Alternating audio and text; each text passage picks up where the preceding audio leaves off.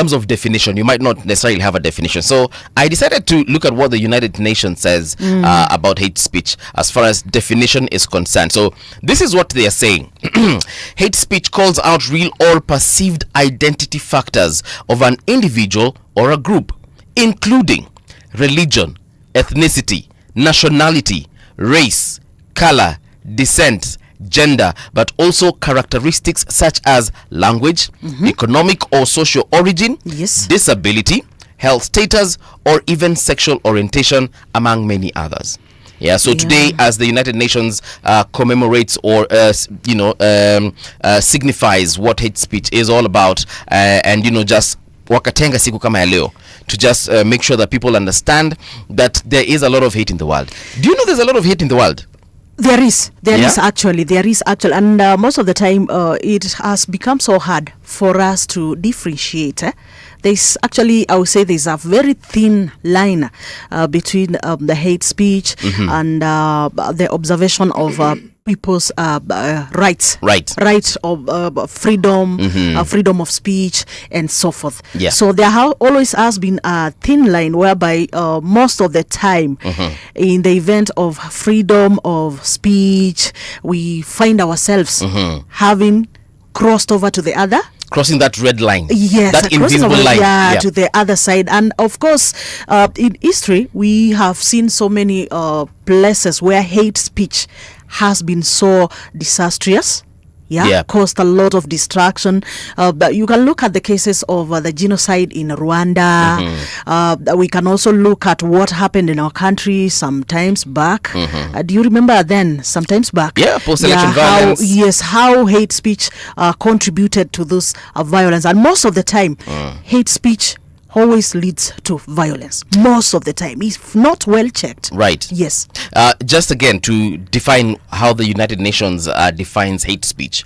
Hate speech calls out real or perceived. So this could be real or perceived identity factors of an individual or group, including religion, ethnicity, nationality, race, color, descent, gender, but also characteristics such as language, economic or social origin, disability, health status, or sexual orientation. So if I can just pick a few of those identities here, let's even pick out economic identity. Yes. Some people are very wealthy. People are well off. Yes. Others are rich. There's a difference between rich and wealthy. So there are people who are wealthy, there are people who are rich. And then there are people who are just okay. They are surviving. Yes. Then there are people who are very poor. So if you ukiingilia mtu kwa sababu ya their economic status, maybe because of their poverty, and sometimes even because of their wealth, that means that you're being negative about them because of their economic status. That is definitely hatred. There is also the fact that you naweza kuingilia mtu kwa sababu of the place where they come from. Those marginalized areas. And that's where language comes in. For instance, here in Kenya, it's not uncommon to hear someone say, this tribe is like this and like that. This tribe is people of maybe Niwezi. Ama this tribe inakuanga na wachawi. Do you know that is actually hate speech? That is hate speech. Sure. Yes. Sure. Sometimes we don't realize it. We say it in our circles. We say it in our offices. We say it even in our, our family gatherings. Christmas. Ukipeleka mtu fulani wa lugha fulani, your parents tell you, hapana, usilete mtu wa hiyo kabila hapa tena. That is actually hawa wako associated with this and this and this and this. Yes. That is hate speech. So I hope people understand this. So we're looking at ethnicity, even nationality, xenophobia. When you say people of X country, are usually like this. There are countries that have specific characteristics. Sasa zingine tunasemanga hata our neighbors hapa Tanzanians, for example, ati ni wanyonge. Do you know that is hate speech? People need to understand. Tukiingilia kina Diamond atika zao ni kuwa watulivu. Wako tu watulivu, maisha pole pole. That is actually hate speech. So I hope we understand that much. Have you experienced hate speech yourself? Of course. Really? Of course, but I'm not going to give I'm not going to give the case here. But of course, in one way or another, right. Ukisikia watu okay, I don't let me not quote it. Let me not just quote it, but it happens so many times, and most of the time, you leave that person being hurt. You'll Right. affect them emotionally. Hate speech would also lead to maybe it was opportunities. Can Okay. also lead you not being able to get an opportunity maybe for work True. and so forth, because maybe you come from a certain area where they are perceived to be this and this and this, so you can find yourself not even getting equal opportunities. Right. There is discrimination Right. because of hate speech. So I think as we commemorate that day, World International Hate Speech Day, I think we have a responsibility, you as a person, us as a country, Right. and the world in general. We have a responsibility to ensure that we do not discriminate people because of their tribe, because Sure. of their language, because of the way they are. Yeah. Yes. And I like the fact that you said the way they are. Yes. Sometimes people are also discriminated because of their weight.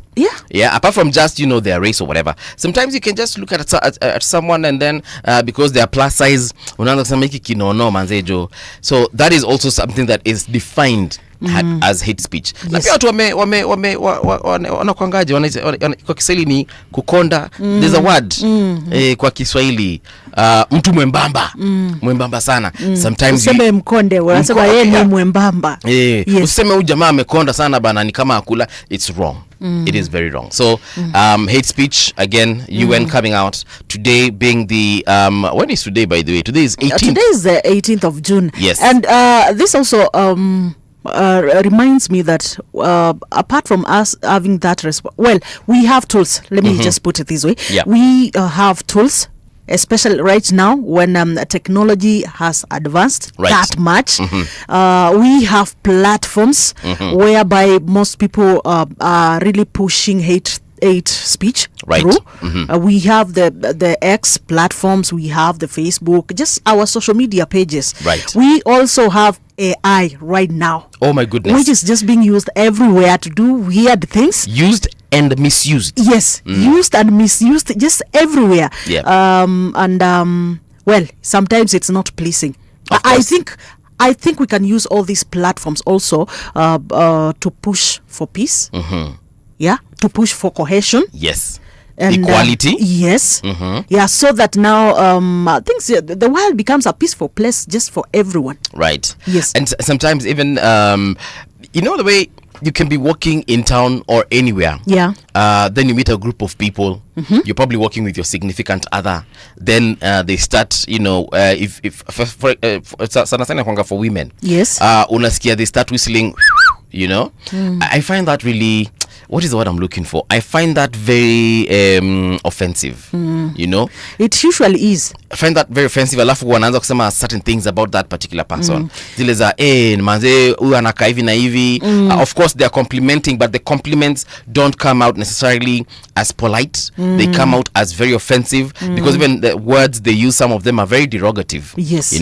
And sometimes I think it's like you said earlier on, as a country, as a people, everything comes down to personal responsibility. Sure. You don't have to do something because your friends are doing it or your brothers are doing it. Just because mko kwa rende palevo mtaani mmetulia, then your friends always like saying things to women or saying things to boys or men. And you feel like you have to join in that conversation. You don't have to lower yourself. Actually, I'm for the opinion, you correct your friends. You check them out and you tell them, hey manze, Patricia hapo kinumesema sipo, mbona unasumbua mse, mbona unasumbua dem, wacha naye ende zake, and sometimes it might lead to you having to break friendships. But I feel like having principles and holding them is actually much, much better than being in a group of people just for the frenzy. It's not necessarily good. I'm looking at the website here, a couple of websites here from different countries, and I want to check out this one from Canada. This is the Office of the Human Rights Commissioner. And they've given some examples according to the Canadian population. Yes. Of what hate speech can be in their country. So they're saying that here are a few examples of what hate speech typically includes: describing group members as animals, subhuman or genetically inferior, suggesting group members are behind a conspiracy to gain control by plotting to destroy Western civilization. So this one obviously is from a Canadian perspective, but we can take this example and actually just put it we can put it here in Kenya and just do like a comparison. So if I say that again, describing group members as animal, subhuman, or genetically inferior, we have seen that here.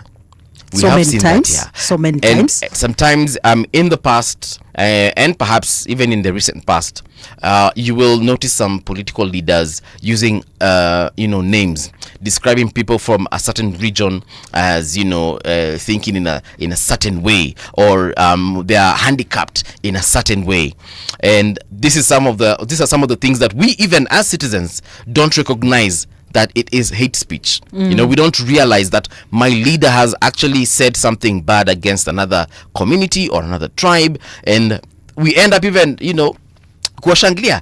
We cheer them on and we tell them, endelea mheshimiwa. So we need to also check people who are leading us. Yes, we love our leaders for sure, but tafadhali bana, even them, they're human and they can also make mistakes. Yeah, it's true. So let's check them out. Let's tell them when they're wrong. Let's call them out rather, and make sure that indeed we are living in a better country, also where we have love. Imagine if you could go to any region in this country, any region, mention it, any region, even region we usually associate with terrorism. Yes. Unajua kuna watu wanasemanga mimi kwenda northeastern no hiyo ni noma. But imagine if you could go to any region of this country, just any region, and not care about someone judging you because of your where dress you code, come from, your dress or where you code come from, and so forth. Whether you can speak good English or not, they just accept you as Patricia Wayua. That would be awesome, wouldn't it? Yes, and I'm hoping that one day we'll be there. Imagine we will. Yeah, imagine we I'm will. hoping that one day we will be there, because just look at what Gen Zs were saying, tribeless, I think partyless. Partyless. And you told me that it is 20 years to come. All that will be, yes, in 20 years. Because our children, they will not associate with a tribe. To be honest, say we are just saying it as a slogan, we are chanting it, we are happy about it, but in another 20 years and even after that, tribes itakuja kudisappear. Utakuwa unajulikana tu, mtu atakuwa na kuidentify kama Kenyan. But they will identify your tribe just by your last name. But chances are you will not even be able to speak that language. But nowadays, even the names, people are even changing names. Yeah. Just be given a name that does not even associate with your dad, does not even associate with the tribe of your mother. And you're just there. Speaking of hate speech, before we get to the names, there's someone on social media, I think like 2 days ago, said some very hurtful things about a specific tribe. I don't want to mention that tribe, but he was saying that the way this particular tribe, they usually name their children using ukoo wa mama. Yes. And I was like, but that is a culture. Why are you attacking a culture? They have been like that for decades, centuries, eons, since time immemorial.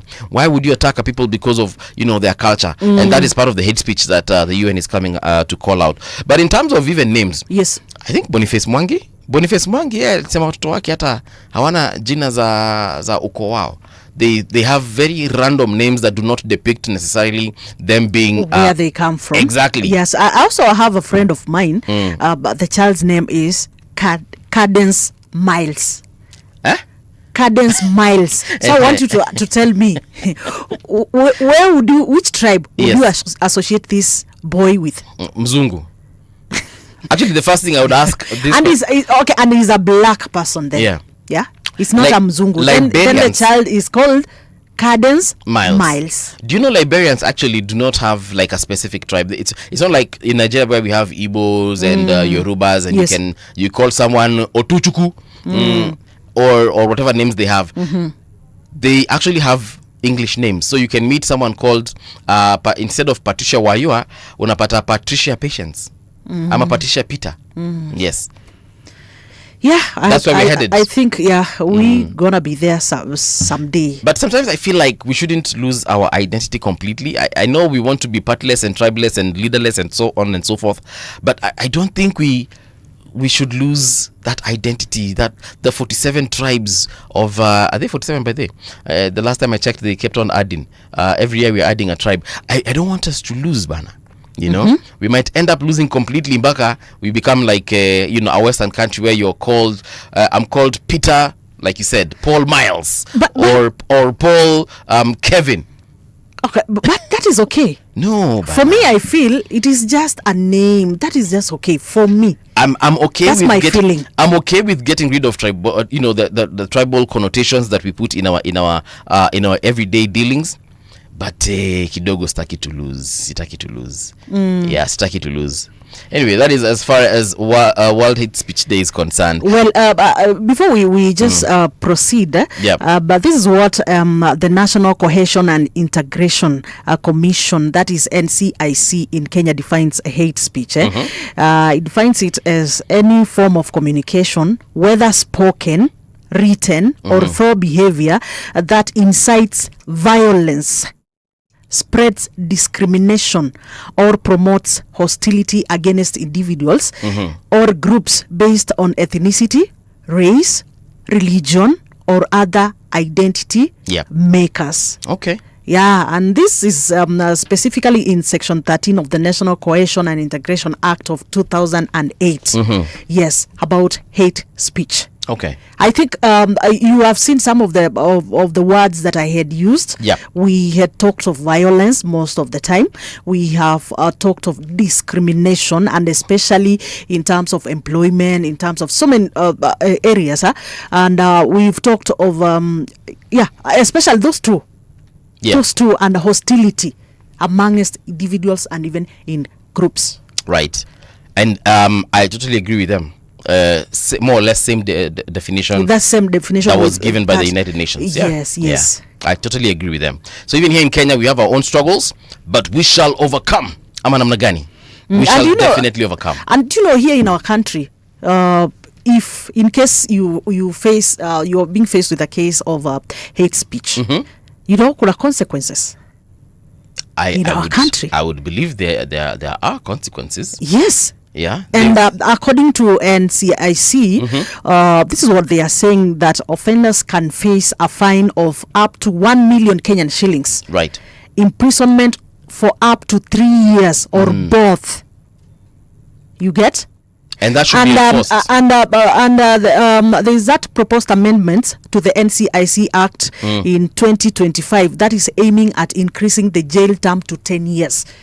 So if today you are charged with hate speech, yes, and then you are really found guilty, if this proposed amendment is passed, then you need to understand that 10 years will concern you. And I think that's important, because like in the definition of the NCIC definition of hate speech, yes, they did say if you're going to incite violence, violence kuna watu wajuangi limit ya violence yao. They can take it to the very end. Probably end up killing people, because if we're going to be honest, every time violence happens in this country, something bad really happens to people. Either they end up being maimed or dead or critically injured.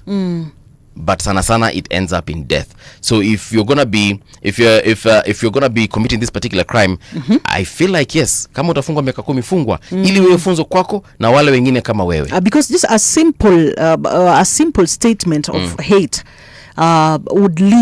can lead to violence that would lead maybe to destruction, to death of innocent people, displacement of people. Yes, which is not right. Yeah. We, all of us, this is our country, and we are supposed to coexist exactly in peace. Yeah, because if you incite hate towards certain peoples, yes, that means you are affecting their businesses, their employability, yes, or even if they're employed, their place of work. So that means this person is not comfortable going to work. This person is not comfortable opening a business. This person is just not comfortable existing. Yeah, so kama ni kifungo banafungwa. Ndio watu wajue kupendana. Na saa zingine hata kama unachukia mtu, because there are some emotions you really can't help, keep it to yourself. Wewe mchukie kivyako ba. Yeah. So you just need to understand also that the government through NCIC, of course, they launched initiatives that are aimed at ensuring that they are curbing the issue of hate speech. Okay. And you need to understand that there is real monitoring of hate speech. Yeah, I know they monitor social media. Yes. So if you happen to post something that is hateful towards an individual or a group, definitely DCI will be on your case. You have to answer to because now if it's a law, it's in the constitution. I mean, lazima uwajibike. Tujue mbona ulisema hivi Patricia, mbona ulisema hivi juu yangu, mbona ulisema hivi juu ya wale watu. Yeah, it's important. So I think as we move forward, we all know that even as the government puts on such initiatives, collaborating with maybe these social media platforms and so forth, we just need to remember that we have a responsibility. Right. Yes, we have a responsibility to ensure that we coexist in peace. I remember there's a time even Mark Zuckerberg and other social media owners were called to the Senate in the United States, asked about, the propagation of hate on their platforms. Now wakaulizwa, okay, we are getting anti-Semitic, for example, anti-Semitic views on your platforms. What are you doing about it? We are seeing a lot of slavery going on your platforms. People are being bought, people are being sold. Yes. We are seeing drugs being sold on your platforms. What are you doing? What are you doing about it? And they came out. Some of them say that they're doing, they're doing the best they can to ensure that this hatred that is online or even illegal activities going online are not affecting their businesses or are not affecting especially the young children. Yeah. And slavery by the has been a big issue. It in has the world. always been, actually. We've been taught slavery happened kitambo sana, but slavery is happening in 2025. Day. Yeah, yes. Modern day slavery. And this time round it's not just a matter of now somebody comes with chains kama vile walikuwa wanafungwa kitambo, nasikia walikuwa wanatobolewa kashimo hapa kwa kisigino pale. Yeah, like umekewa pale chains and umeshikanishwa hapo. No, nowadays even through these platforms that we are using, you can find yourself a slave. And I found out that a lot of Western countries, people rather from Western countries, are actually doing a lot of slave, what are they, buying slaves, for lack of a better word. Unapatana na mzungu online, I won't mention which country. Unapatana na mzungu online, anakukatia Patricia, haki anakuingiza box. Yes. Mpaka anakuambia ndakuja Kenya. Where do you live? Unamwambia Mombasa, anakuambia I will come to Mombasa. And he actually comes. Meet your family na anasema I want to marry Patricia. Na wewe juu for the last few months umekuwa mkikatana na umse online, unasema aki huyu, unaambia wazazi wako this is the person. Then guess what? Anakuorganizea makaratasi. You get your visa to this particular Western country. When you get there, day one, so unajua umeingia, anakuambia Tisha, let me keep your stuff. Your passports, I'll keep them safe for you. And of course, this is your partner, your lover. You trust them, you give them your papers. Sindio? Yes. Kumbe umempatia sasa kila kitu. They lock you up in a room. Just all through these platforms that we are talking about. Yes. And a lot of this slavery that is done is actually sex slavery. You're locked in a room and every single day you're making money for this person. It's so unfortunate anyway. And they look for the vulnerable people. Of course, a lot of people right now unemployed. They don't have money. So economically, you're not doing good. Na jamaa anaona aka nikishaka pata ni hivyo. So we also need to be very careful, guys, by the way. As you're engaging on social media. You might find yourself... selling yourself without even knowing. Yeah, sure. Now, I think it's 6:26, and before we get to the traffic that is around 6:30, but there is a quote of the day, by the way. Yes. We have a quote of the day from Ronald Reagan. And this quote of the day, by the way, relates to what is happening currently in our country. And this is what Ronald Reagan, who was a president, the 40th president of America, right? Yes, and this is what he said. A peace is not absence of conflict. It is the ability to handle conflict by peaceful means. Ronald Reagan, this is what he said. A peace is not the absence of conflict. It is the ability to handle conflict by peaceful means. That means that you could be having conflict. Yes. But you found a way of dealing with that particular conflict without necessarily engaging each other. Yes. Violently. Sindio? Yes. Yeah. And that is what we call peace. Yes. Because you will always have a disagreement with people. Nations will always disagree. Yes. Groups of people will always disagree. I mean, we see it here in the country all the time. Yeah, but it depends on how you do what. How you deal how with you're going to deal with the situation, because of course, like us in our country, of course, we've talked of we come from different tribes, right? We come from different professions, right? Yeah, people have different professions. Yes. We have different backgrounds. So in our areas of operation, let's say at your workplace, let's say even as a country, you must admit that conflicts will always be there. Oh, for sure. Conflicts will always be there. But how do you solve these conflicts? I mean, when you disagree in the office, for instance, yes, do you always grab your colleague and slap them around or punch them just because they have messed up your computer or they've stepped on your foot or they've poured your tea? Yes. You should just be like, hey, Patricia, umenimwagia chai. Sasa tufanyaje? Na wewe Patricia pia unafaa kurealize, urecognize umefanya makosa. Siku niambia wewe mbuvi, shida yako kila wakati kupiga kelele. Upiga kelele. Kwani hizi si chai ziko mingi hapa, uende uchukue ingine. No, you should be like, I'm so sorry. Let me replace your tea. And I should also be willing to accept your apple. Because you know there's some people you tell pole, they don't want to hear. So we should find a way, an amicable way of resolving conflict. And this goes a long way, even to our relationship with maybe the citizens, with the government. Most of the time tunapata kwamba pengine umekosea sheria hapa, unapata kwamba kuna kitu umefanya yenye ifai. I think there is a way to solving these things. Yeah. There is a way to solving these things. I think as a country, like what has been happening right now, we are seeing people on the streets. Why? We are seeing people on the streets. Why are people in the streets? Because people are unable to come to a table and just talk. Yes. Peaceful resolution. Both parties. Yeah. As a country, as a government, you need to listen to the people. As a people, you also need to see the other side of the government. Yeah. That way, we'll be able to coexist in peace. It's time for that traffic update. What's happening on your roads? Traffic. I'm taking a look at Nairobi, and I'm just seeing green. That means everything is moving. For instance, if you just look at Nairobi-Mombasa Highway, all the way from Mulolongo. Actually, let's start from Manyata, heading towards Mulolongo, Pride Lands, getting into Embakasi, heading into Nairobi West, heading from Nairobi West, getting into Kibra. Everything is looking A-okay. I guess it's because it's very early in the morning. It's just 30 minutes past 6 o'clock. So that means people are still, trying to get out of their homes and onto the roads. So when you wameshafika kwa barabara are having a smooth time. But there's a small red line somewhere up Isili, some place called Muthaiga Square. Is this Isili really? Let me confirm that. Yeah, a little bit of traffic on this is not Isili, a place called Muthaiga Road. A little bit of traffic there.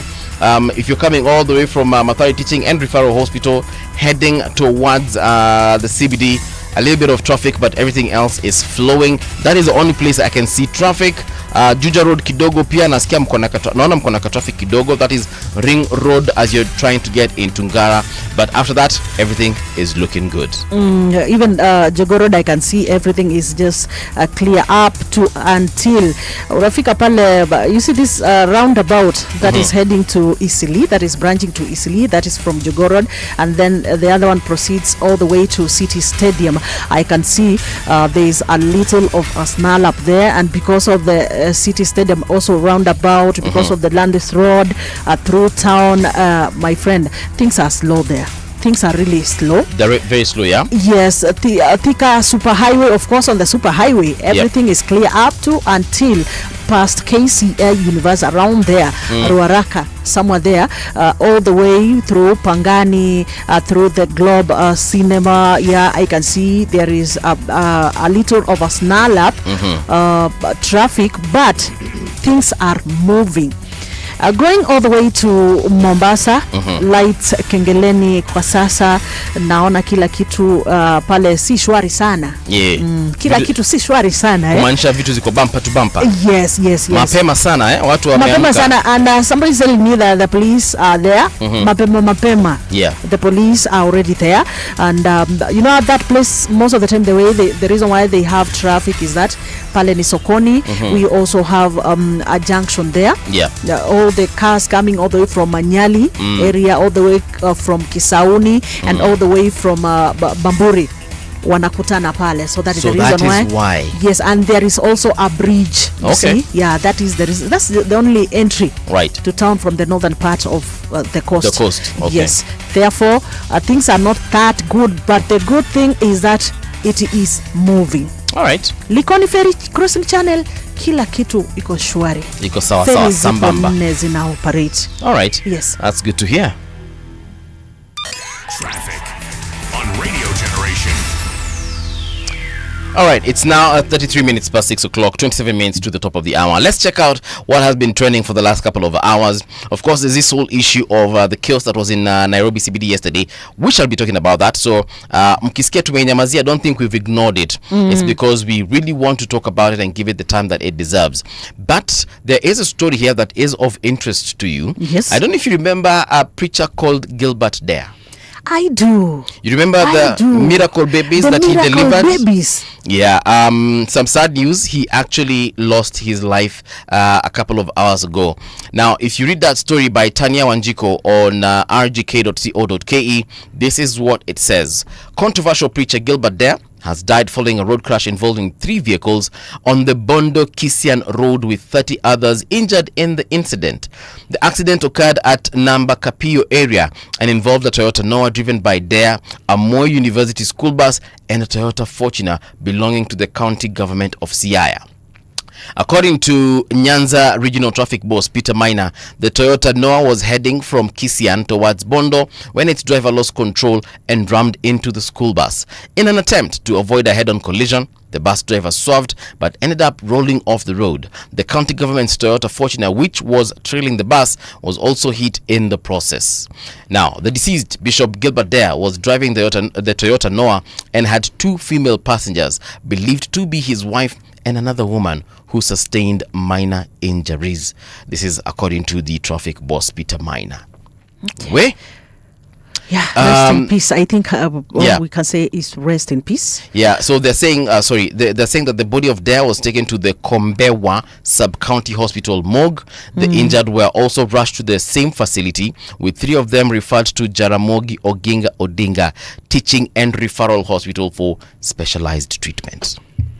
I know Kombewa. I know that area. Right. Between Kisiani and Bondo. Yeah. May Gilbert Dare rest in peace, man. Rest in peace, yes. This is since we knew him, since he became a public figure, he was just mad in controversy. Yes. And today, or rather last night, he lost his life. What do you remember this guy for? Because every time he came to the headlines, it was either he's been sought out by the police, or has been arraigned in court for whatever reason. Yes. And that was a crazy time for every single person that was involved with him. The women who apparently he had delivered miracle babies for came out praising him and saying that, hey, wachileni ujamaa. And I'm like, in this 21st century, who is brainwashing people, Well, I don't know how to say it, but okay. How can an entire adult like yourself, be because this was just crazy. He was delivering full-grown children. Well, let me tell you something. This is just my opinion about the whole issue of religion. Religion is one of the things that really, once people get into it, it's very emotional. Yeah, it's so emotional, and it's sometimes you would wonder, you'd just ask yourself, okay, can't this guy see? can't this one see this is a lie, can't this one see this is easy in mchezo. But now it is religion is one of the things that and especially women we are so emotional, Right. and we are usually very easy to be convinced when it comes to religion. Yeah. And many other matters, but anyway, because story for and another when day. we talk of that, we cannot even talk of issues to do with religion. Let me just say I call that maybe radicalization in terms of religion. Okay. And that is the reason why the other day we still have a case in court about the pastor, the alleged Pastor Mackenzie, all the way from Kilifi. Yeah. Yes. Oh yeah, the Shakahola massacre. The Shakahola issue and so forth. So I think Kenyans in this 21st century, some of these things, you can just also question yourself. Right. Just question them internally. Let me just refresh people's memory in case they're wondering, Gunule Dea alikuanga UK. So this is the situation, yeah? Dea gained national and international attention in the late 1990s and early 2000s through his Gilbert Dea Ministries, claiming to help infertile women conceive quote-unquote miracle babies through prayer. Now, the UK-based ministry came under scrutiny after investigations linked it rather to a child trafficking network with allegations that children were stolen from hospitals and poor families in Kenya and given to couples as miracle babies. You remember we were talking about slavery? This is another form of slavery. Okay, and human trafficking. Human trafficking as well. Yes. He was extradited from the United Kingdom to Kenya in 2017 and charged with multiple counts related to child theft. Although he denied all charges, the legal battle surrounding his case raised serious questions about religious fraud and child protection. At the time of his death, Dea had largely retreated from public life but remained a divisive figure in both religious and legal spaces.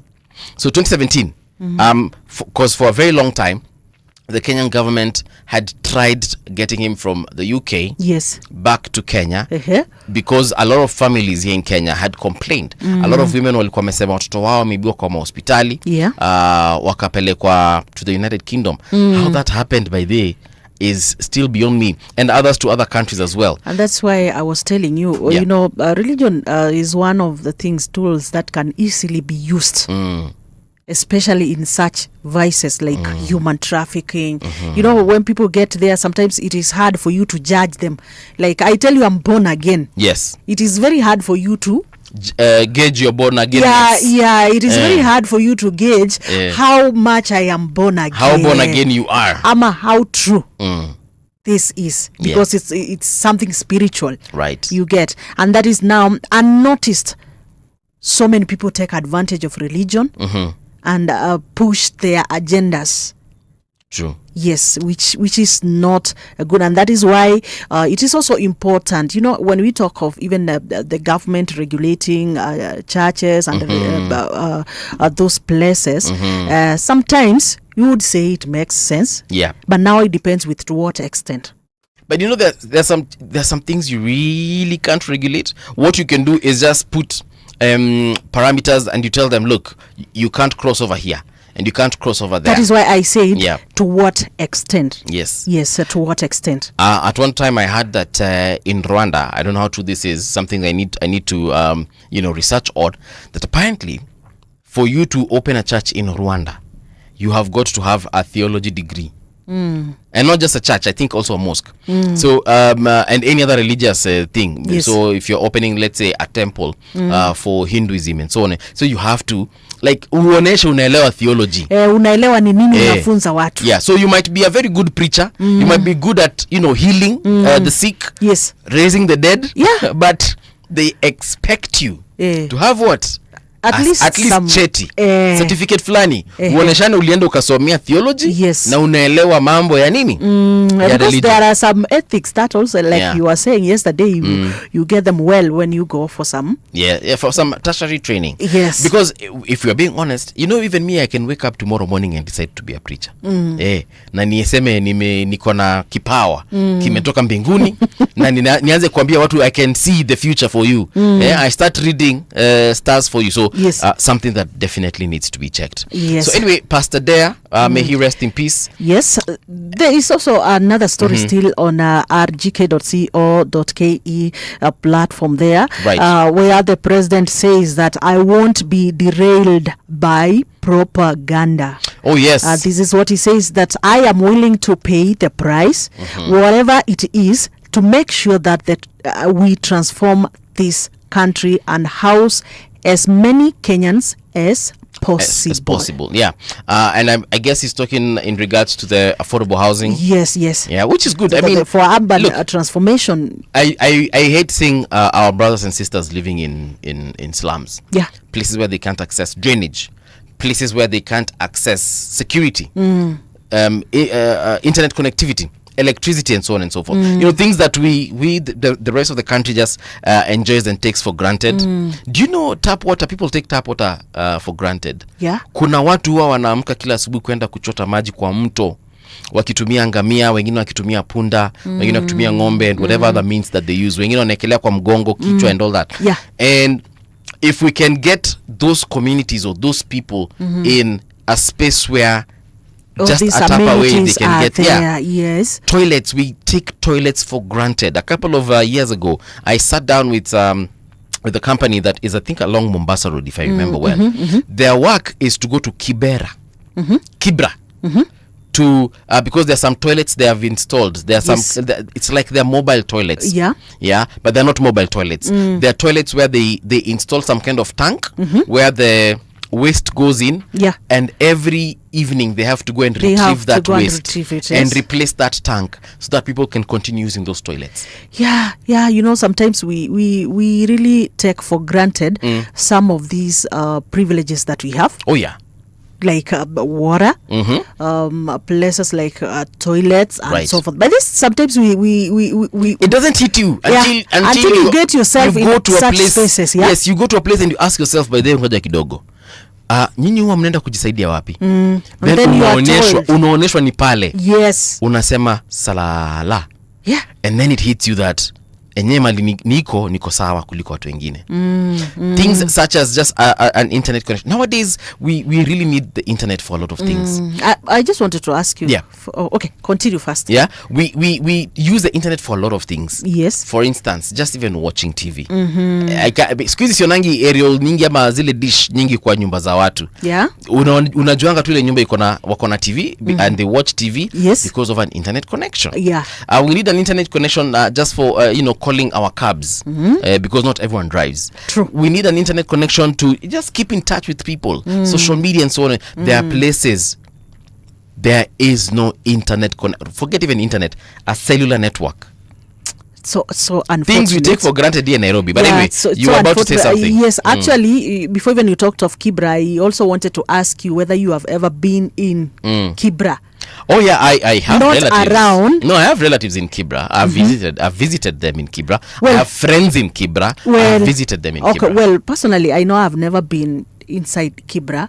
Oh, really? But I usually see it from. Yeah. I have seen it, and the other day we saw that the fire that blazed down our whole family. Yeah. Do you remember? Yes. Just a day after the president had gone there to launch the affordable houses. You remember Yep, then? yep. Yeah, and this really caught me into a lot of thoughts, and I'm like, okay, you are saying that these people were even unable Yeah.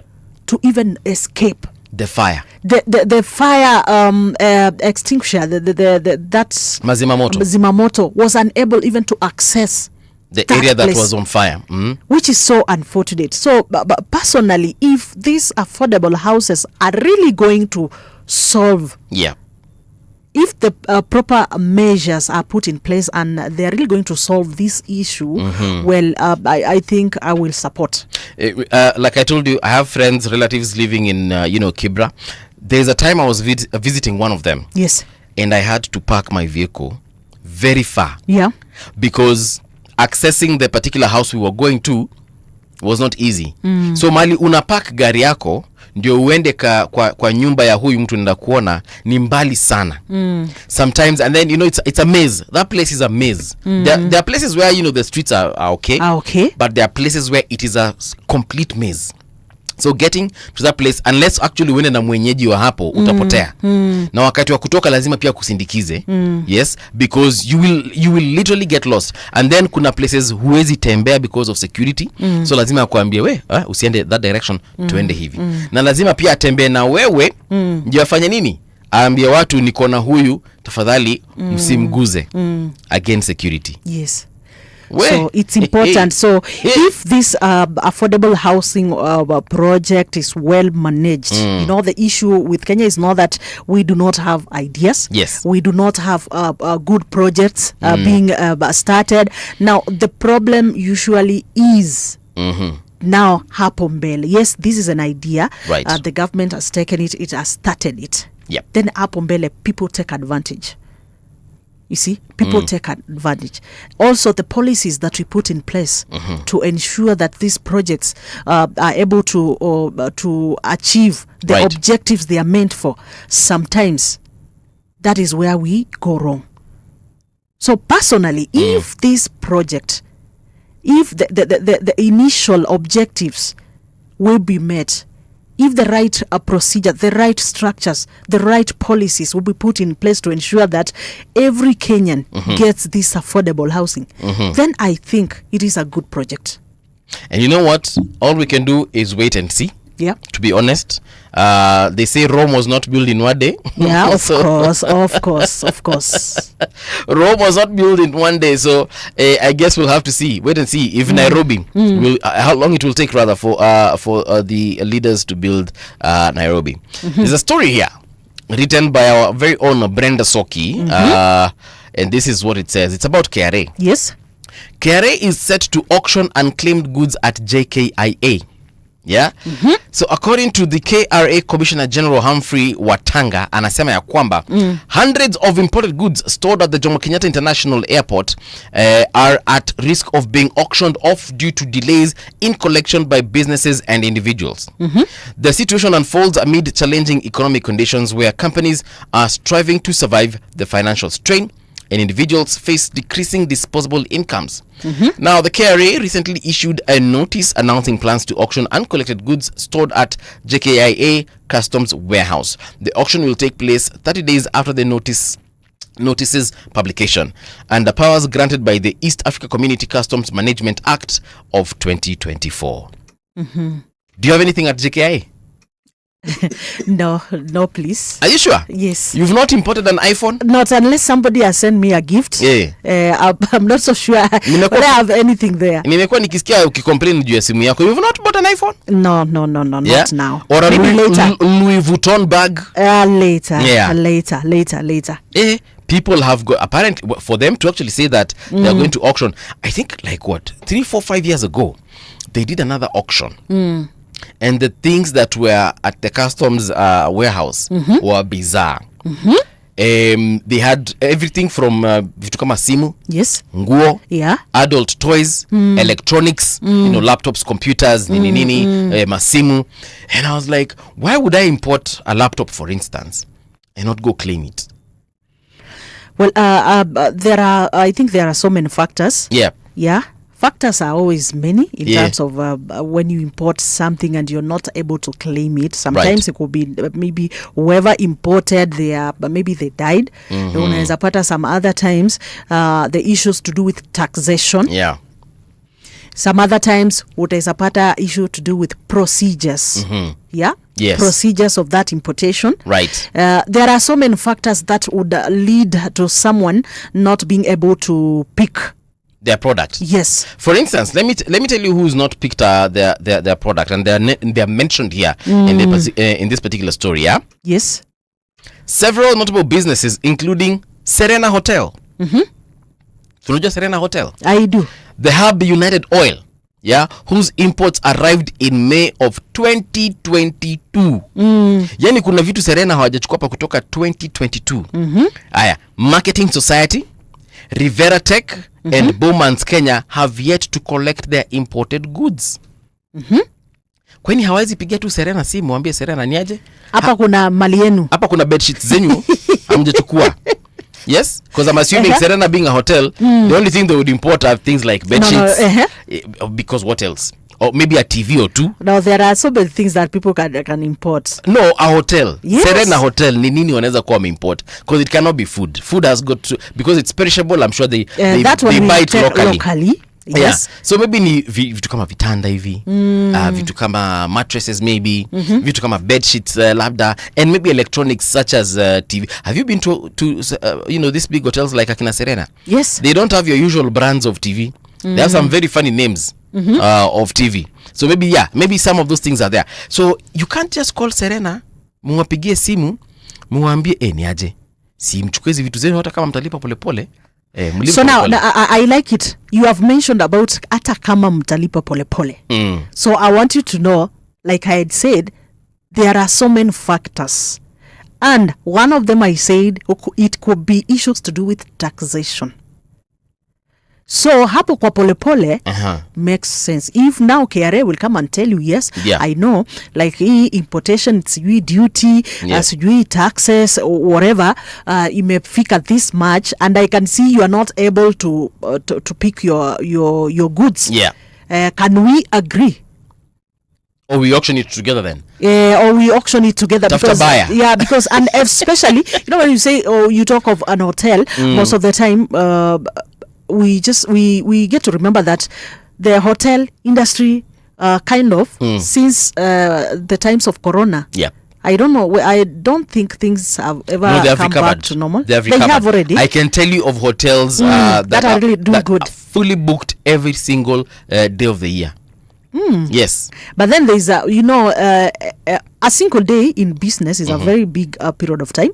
Do you know? If today you are incurring costs, especially maybe rent, you have staff who have been on board, and you made nothing today, tomorrow you also make nothing, the whole month you've not made anything, the whole year you have not made anything, right? A second year, then you are here, these people bado wanakudai mishahara, ndio the rent bado iko pale inakusubiri, lazima ulipe KPLC. Yeah, so for you to recover, today you might be having customers every day, every day, but remember kuna gap iko kule nyuma. That is why I said that I am not so sure whether the hotel industry has recovered. Has really now recovered. I'm telling you because I have friends in those industries, and I can assure you that they are okay. Assure you, if you've been having customers Monday to Monday, 24 hours a day, 7 days a week, 365 days in a year,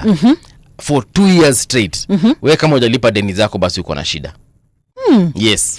Well, I think outside there, I know there are people who are listening. If you are in the hotel industry and you agree with what Buvi is saying, yes, or you agree with what I'm saying, you can just text us. You can just send us a message and tell us, well, whatever you guys are saying is true. Yes. I'm in this industry and this is where we are. Yeah. Ni vinyo tu ni mapema sana. Ningepigia mtu wa hotel industry mwenye naongelelea specifically. Wawili actually. Wakwambie kwanza, haven't you seen the way the new 5-star hotels are just coming up? Because there's money in the industry. Okay. Things have gone back to normal. Okay. Things have gone back to normal. Well, Mbuvi. Yeah.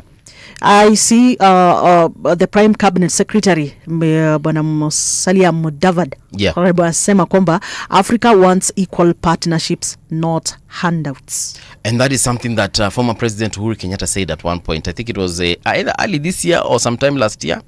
He said, and this was after the US government withdrew the US aid. Yes. Na akasema, guys, munakasirikia America bure. It is not our money.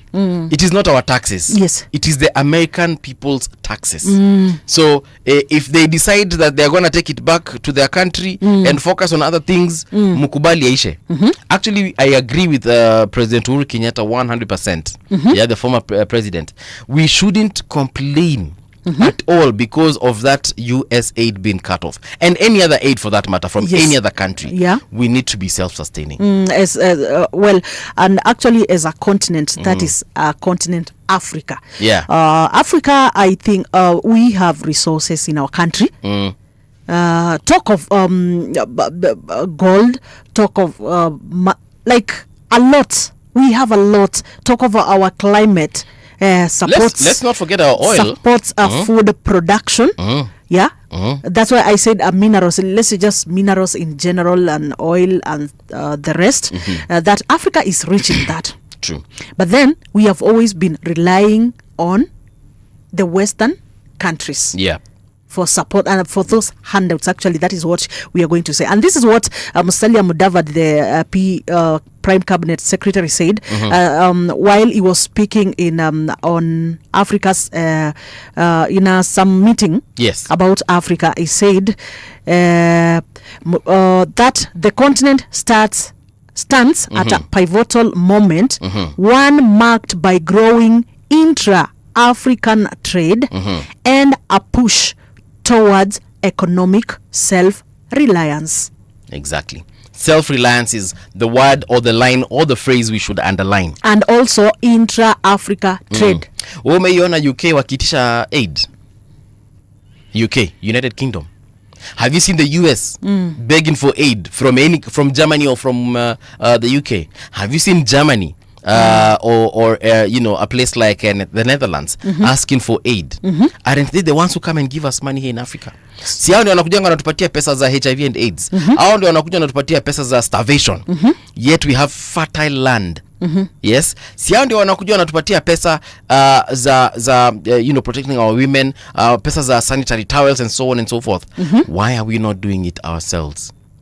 Yet we have all these resources, we have the raw materials, we have the manpower. Look at how many people are unemployed in the streets. Why don't we take that manpower, that human resource, and put it to work? You understand? Yeah. Self-reliance. Hapo ndio tunafaa kuunderline hiyo word, hiyo phrase, hiyo statement. Self-reliance. And when you look at most of the time, the reasons why Africans will tell you, the reason why a Kenyan will tell you why they cannot rely on themselves, most of the time they will point at their government. Obviously, there's that saidia serikali situation that we always have. They will also serikali saidia rather point at the government. No, they will point at the government in terms of we are contributing to the country's revenue in terms of taxes, in terms of levies, in terms of so many things. We contribute in that kitty of the government, right? In the revenue, whatever. Then now, the issue now comes with how is this revenue managed by the different countries in Africa? You know what? That is actually a very good conversation that we can pick up in the next hour. Right now, it's like literally 10 minutes to the top of the hour. We'd like to let you know that we're going to be checking out your shoutouts in a short while, knowing where you're listening to us from. So if you haven't found us, Radio Generation across all of them. It's 7 o'clock. Radio Generation, the sound is fine. Pump it up, turn it high all the time. Let the music move you, let's sway. Radio G's got your jam all day. Radio Generation, the home of urban soul.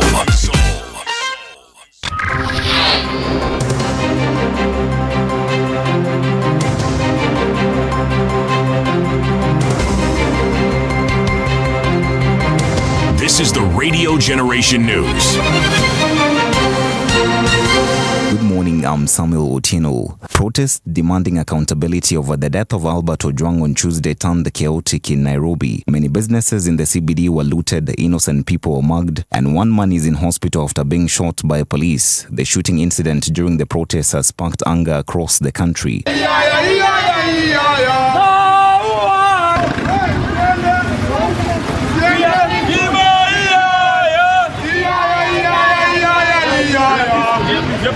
We are peaceful. We are peaceful. We are peaceful. We are peaceful. We are peaceful. According to the National Police Service, the suspect, a police officer, has since been arrested.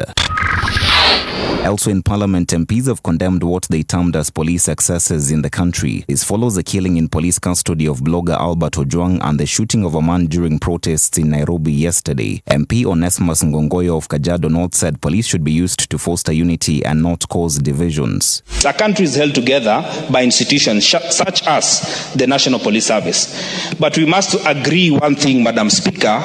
What has happened, for instance, today? A young man selling some items in town has been shot down by a police officer. Selling face masks. Madam Speaker, the young man did not run. He was unarmed. It's just worrying. And one of the roles that the National Police Service has to do is to bring our country together. And the greatest threat now we have is when an institution or leadership loses touch. Other MPs also condemned the shocking incident where a police officer was seen shooting a man at close range. To ensure that our police are upholding the highest standards, especially in discipline, it is just to also join my colleagues in actually condemning the fact that we had a young man shot today because he was selling masks, he was not armed. And we'd just like to urge our police, Honorable Speaker, to exercise restraint. A young man has been shot dead. It is very unfortunate. Meanwhile, the Health Director General Patrick Amoth said the injured man is in theatre being attended to by surgeons. So good, who is an emergency physician. The patient was received here at around 4 o'clock. We still don't have his details in terms of his name, his age. He was promptly evaluated by the emergency team. The necessary first aid administered and the necessary tests conducted.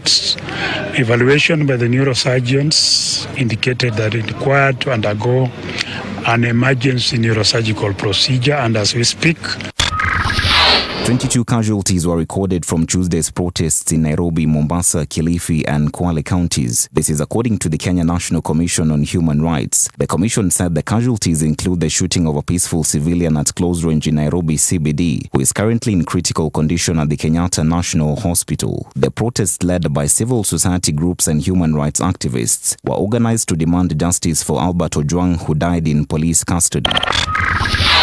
And finally, TikTok will live for another 3 months in the United States as President Donald Trump is set to extend a sale or ban deadline for the third time since taking office this year. According to the White House Press Secretary Caroline Leavitt, the U.S. President will sign an additional executive order this week to keep TikTok up and running. The popular video sharing app was supposed to be banned in the United States after its Chinese owner ByteDance refused to sell it to a U.S. buyer by a January deadline. And that's the truth on Radio Generation. Good morning. I'm Samuel Otieno.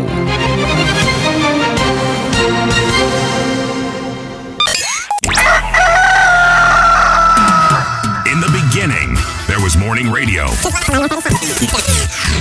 But now there is Radio Generations, the people's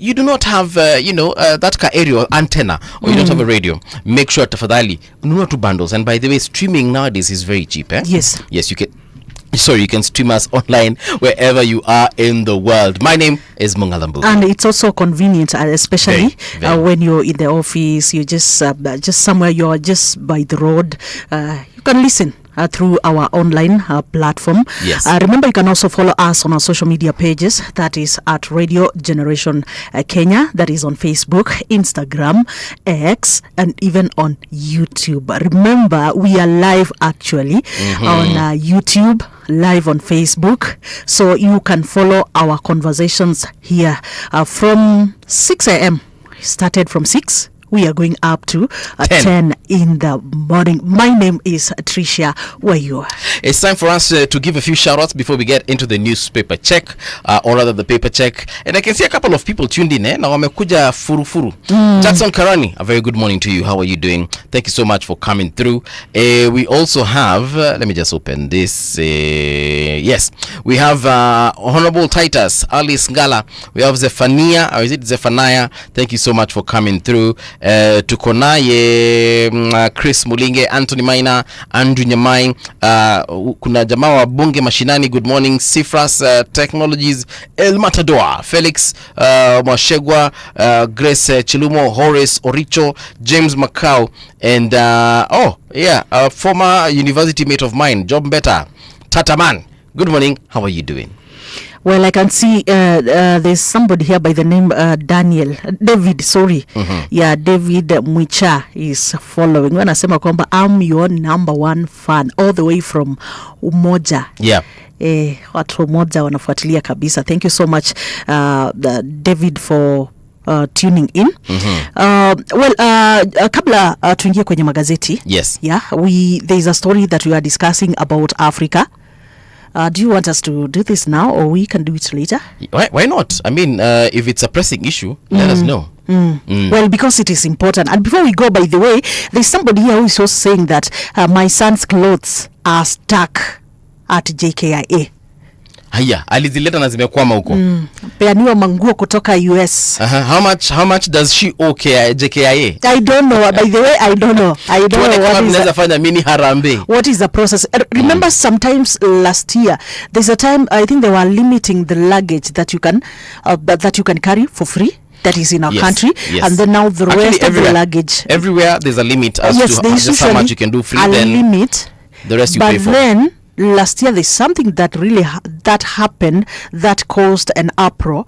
Oh yes, they introduced some taxes for the items that you're carrying, and they said if you're going to buy anything from outside, specifically, so let's say you left the country without a phone, then now you're coming back with an iPhone 16, you have to pay tax. You have to pay iPhone 16. Yeah, that's why a lot of Kenyans were really like, okay, our country, we don't know what is really happening. Yes. And actually by then I was also promised some phone. Yeah, it was never brought. Yeah, so even some clothes. If you're buying, those designer clothes like in a Balenciaga, Louis Vuitton, you're buying that designer handbag or designer shoes, some Jimmy Choos. Yes. Unakuja nazo huku na hukutoka nazo hapa. Na hukutoka nazo. Wewe jua tu unalipa. Yes. The only people who are exempted, I think, were foreigners who are coming into the country for the first time. Yes. But wewe Mungala Mbuvu umetoka hapa na mtumba yako. Ulitoka hapa na Itel, unarudi na iPhone. Wewe jua unalipa. Utoka hapo umevalia koti ya mtumba, ukifika kule. Alafu umerudi sasa kurudi kama umerudi na Versace. Wewe jua unalipa. Hiyo iko kwa mwili saa hiyo. Jua unalipa. You have to, okay. Jua unalipa. Okay. I think now the government said that it will gonna tighten those the structures and gonna tighten customs. So that to ensure that every Kenyan pays tax. Yes. Yeah. Well, so we were talking about what the Prime Cabinet Secretary Musalia Mudavadi said in this while he was speaking on Africa's evolving role. And you see, he emphasized on the continent being able to stand by itself. Right. Yeah. Self-reliance in terms of the economy, in terms of we talked of medication. There are so many things that we've been relying on the Western countries, on other countries to support Africa. And it's like, first of all, I would say it is an issue to do with mentality. Okay. Yeah. I would say it is an issue to do with mentality. When you get used to being given, always receiving, sometimes it becomes hard for you to be able to break out from that circle of receiving. It becomes entitlement. Yes, it becomes part of entitlement, because look at how Africans reacted. But there are a few countries by those who said that it doesn't matter. We are going to rely on ourselves. You remember our neighbors there, Tanzania. Actually, they said now they are going to dig deep into ARVs Okay. production, actually. Yes. Yeah, you remember we've been depending that from the USA. Yes. Issues to do with ARVs. And Tanzania said actually they have that wako na mtambo. So they said that they are going to work on that. And I think that's a good thing, because sometimes ukinyimwa you now invent your own ways of doing things, you know. Unafunguka macho. Yeah. Yes. It's ni kama tu mtoto. Unajua ukizoesha mtoto kila wakati unampatia. Hajui kwenda kutafuta. Hajui kujitafutia. Yes. Hajui kujisaidia, hajui kujipatia. So every time your child comes, oh mami, nataka unipeleke hapa. Siku moja namwambia, my son, my daughter, now go. Si unajua mali nilikupeleka last time? Yes. Hapo tujipeleke. Yes. You know? Yeah, so that's a good thing that Africa is doing, and the rest of the world at large. We were used to that for a long time, yes. Well, yeah, I think it is something good that Yes. if as African countries, and especially promote or improve on trade. Yeah. True. You remember there is a time, I don't know whether it is our president, William Ruto, who suggested of that common coin for Africa. Yeah. Africa's Currency. Yeah, common currency. Well, what I can tell you for a fact, it will take a long time before we get there, but it might actually be a good thing. I think it's time for us to check the newspapers and what is happening in there. Yes. I can see you have all three. Yes. Can I have at least two or one? Let me give you one. All right. It's time for us to do the paper check. So I'm going to start with the Standard, and this is what is on the front page. Killer probe. We said that this is a story we'd like to discuss at large. So mkiona tume ignore for now. Msidhani RGK is not interested in talking about the chaos that is happening in the country, because we have several angles that we'd like to tackle as far as the chaos in the CBD is concerned yesterday, and we are definitely aware it is a hot topic right now. But if you will allow me, I will skip over to page where is that page? Oh yeah, here we are. How police have turned cells into death traps for leaders' enemies. There is a clip of George Natembeya. Yes. Sijui kama umesikia hiyo clip akisema how in the previous government, when he was a county commissioner, he actually tried to save one of the politicians of a specific area. Can't remember which area it was. But the clip, apparently, he in that particular clip, he said that there was an MP, a sitting MP at that time, Yes. who's also currently sitting MP, who was arrested and brought to one of the police cells that he was commanding, and some people were ordered into that cell so that they could do wamfanyie mabaya, torture him, and they actually even molest him. That is the information, that is the intelligence that he received.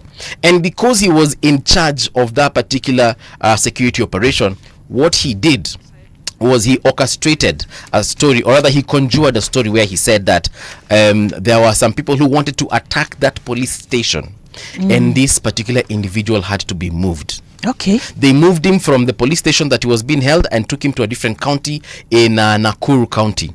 Now, the politician didn't know that his life was being saved. Actually, yeye alienda ka complain. Na akasema, watu wananizungusha. They don't want to tell me where they are taking me. You know, they are just putting me in Subarus and just driving me from one area to another. Kumbe huyu politician hakuwa anajua ya kwamba alikuwa anaokolewa. Sababu Natembeya, according to what he says, of course he didn't give us evidence, but he said that, you know, he received intelligence that this person, because even in the manner that the individual was arrested was not procedural. They did not follow the law as it was supposed to. So he was concerned, na akasema, lakini mbona mmeleta Patricia hapa? Mko na nia gani na Patricia? And the officers that he was talking to kept on saying, oh, you know, we're receiving orders from above. So it was unclear. Then when he digged deeper, he discovered, hapa kuna kitu ataka kumfanyia. And that is how this particular MP's life was saved. Of course, that is according to Natembeya's word. It is unverifiable because it happened years ago. So this is what the story on page 6 says, yeah? When leaders want to settle scores with perceived enemies, they have them violated in cells, and some have been sodomized and others bludgeoned to death, and claims of suicide emerge. This story is by Jacinta Mutura. It's on page 6 of the Standard. Quite a shocking revelation. quite a shocking revelation. And I just hope that we shall get to the bottom of some of these stories, yeah, because they are very, very, very, very, for me, they're not even shocking, but they're horrific. I think I had also seen a story on one of the newspapers about some confessions on what has happened, and especially at Central Police Station. There was a confession. Let me get the. I think it is Taifa. Yeah, as you're getting it, Taifa Leo. as you're getting it, actually, George Natembeya has been quoted here as saying, "I have been in government for many years, and when the state wants to punish someone without evidence, they throw you into a police cell with hardened criminals posing as suspects." Yeah, so that is Trans-Nzoia Governor George Okay, Natembeya. yeah, this is what Taifa Leo says, ukurasa wa 3, kwamba wasimulia mateso yao ndani ya seli. Anasema kwamba waliowahi kuzuiliwa seli za Central wasema mateso walioyapata ni ya kukeketa maini. Kukeketa. Kukeketa maini. Maini ni liver. Yes. It's like Kukeketa, kama, yani, the extent to which you get tortured. Right. You can compare it with your liver being Keketwad. Yes. Sasa kukeketwa ndio sijui ni kufanya nini. Ni kama kutolewa, ni kama kukatwa. Kukatwa. Yes. Kukeketwa. Yes. Well, I've learned a new word today. Yes. So I just wanted to read that because it goes in line with the story that you have right now. Okay. Another story here on page 8 of the Standard. It says, "Is president in charge or he's being held captive by government allies?" And just a few quotes here. Pundits claim that the president is delegating, or rather has delegated let me say that again.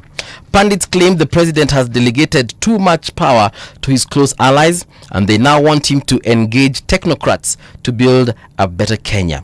This story is by Ndongo Gashane of the Standard. You can read that story fully on page 8.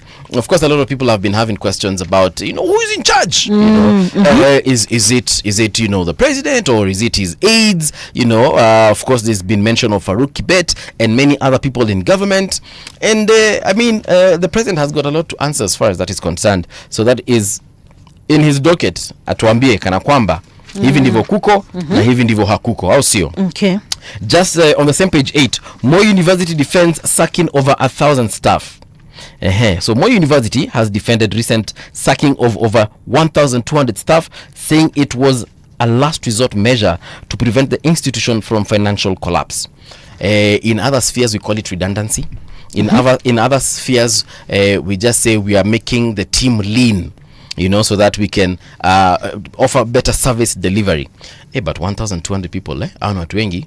Those are 1,200 families that have been affected, whether we like it or not. And if you just multiply every single number there by 2, that is 2,400 individuals who are currently in trouble because of this particular situation.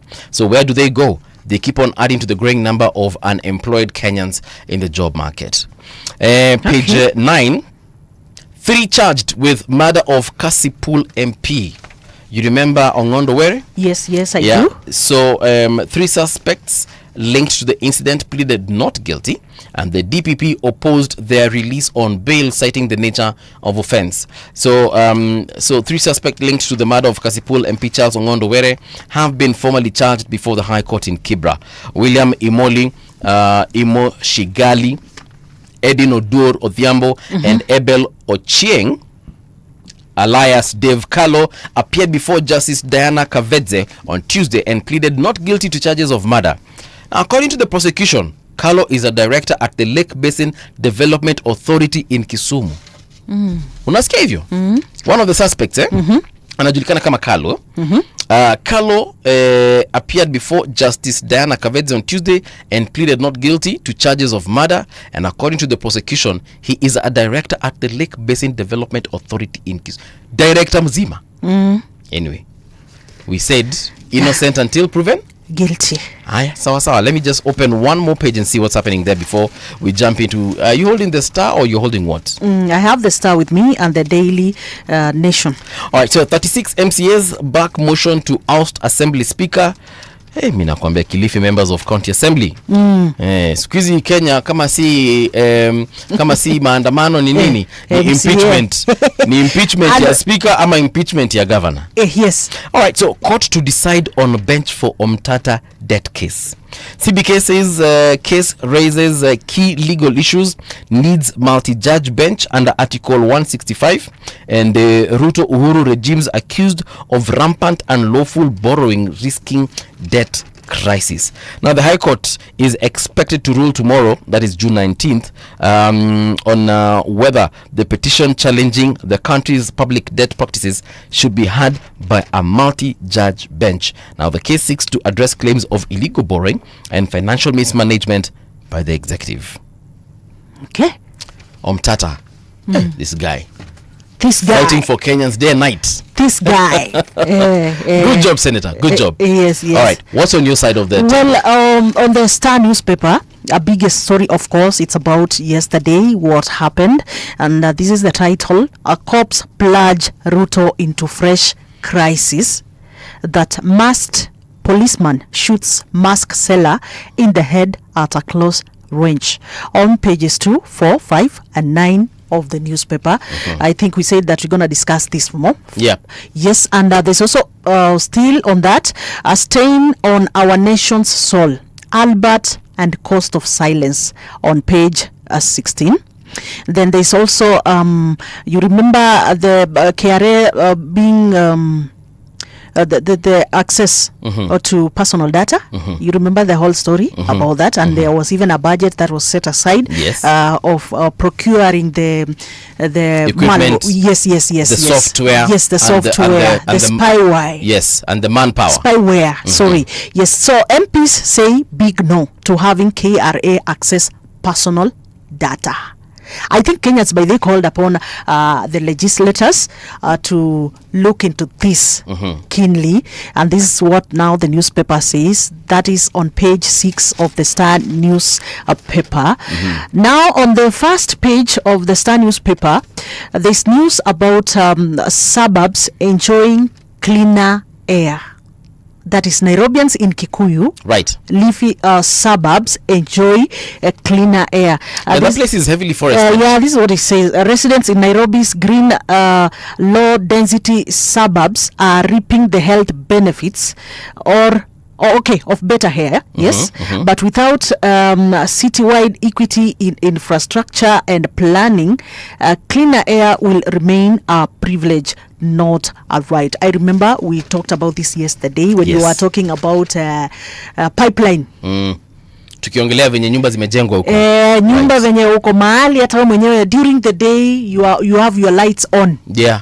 Because there's not enough sunlight that is there getting is not through. Enough, even by the way, it's so risky even for the young babies that are being born. Yeah, we spoke that about are being vitamin brought D. up. There's vitamin D, and there's also the issues to do with respiratory illnesses. Right. We talked of those people living near places like where cement is being manufactured, And other industries, even near oil refineries. Yes. Actually, last year there's a gas plant that blew up. Yeah. An illegal gas refilling station that blew up. Yeah. And a lot of people got hurt, and property was destroyed, amounting to millions. So I think it's just about urban planning and how licenses and designs are allowed to just to be put up and so on and so because forth. I remember there's a time you remember industrial area. We used to call it industrial area. Yes, because it's that still is where called it is industrial called area. that. Yep. But right now, look at what is happening.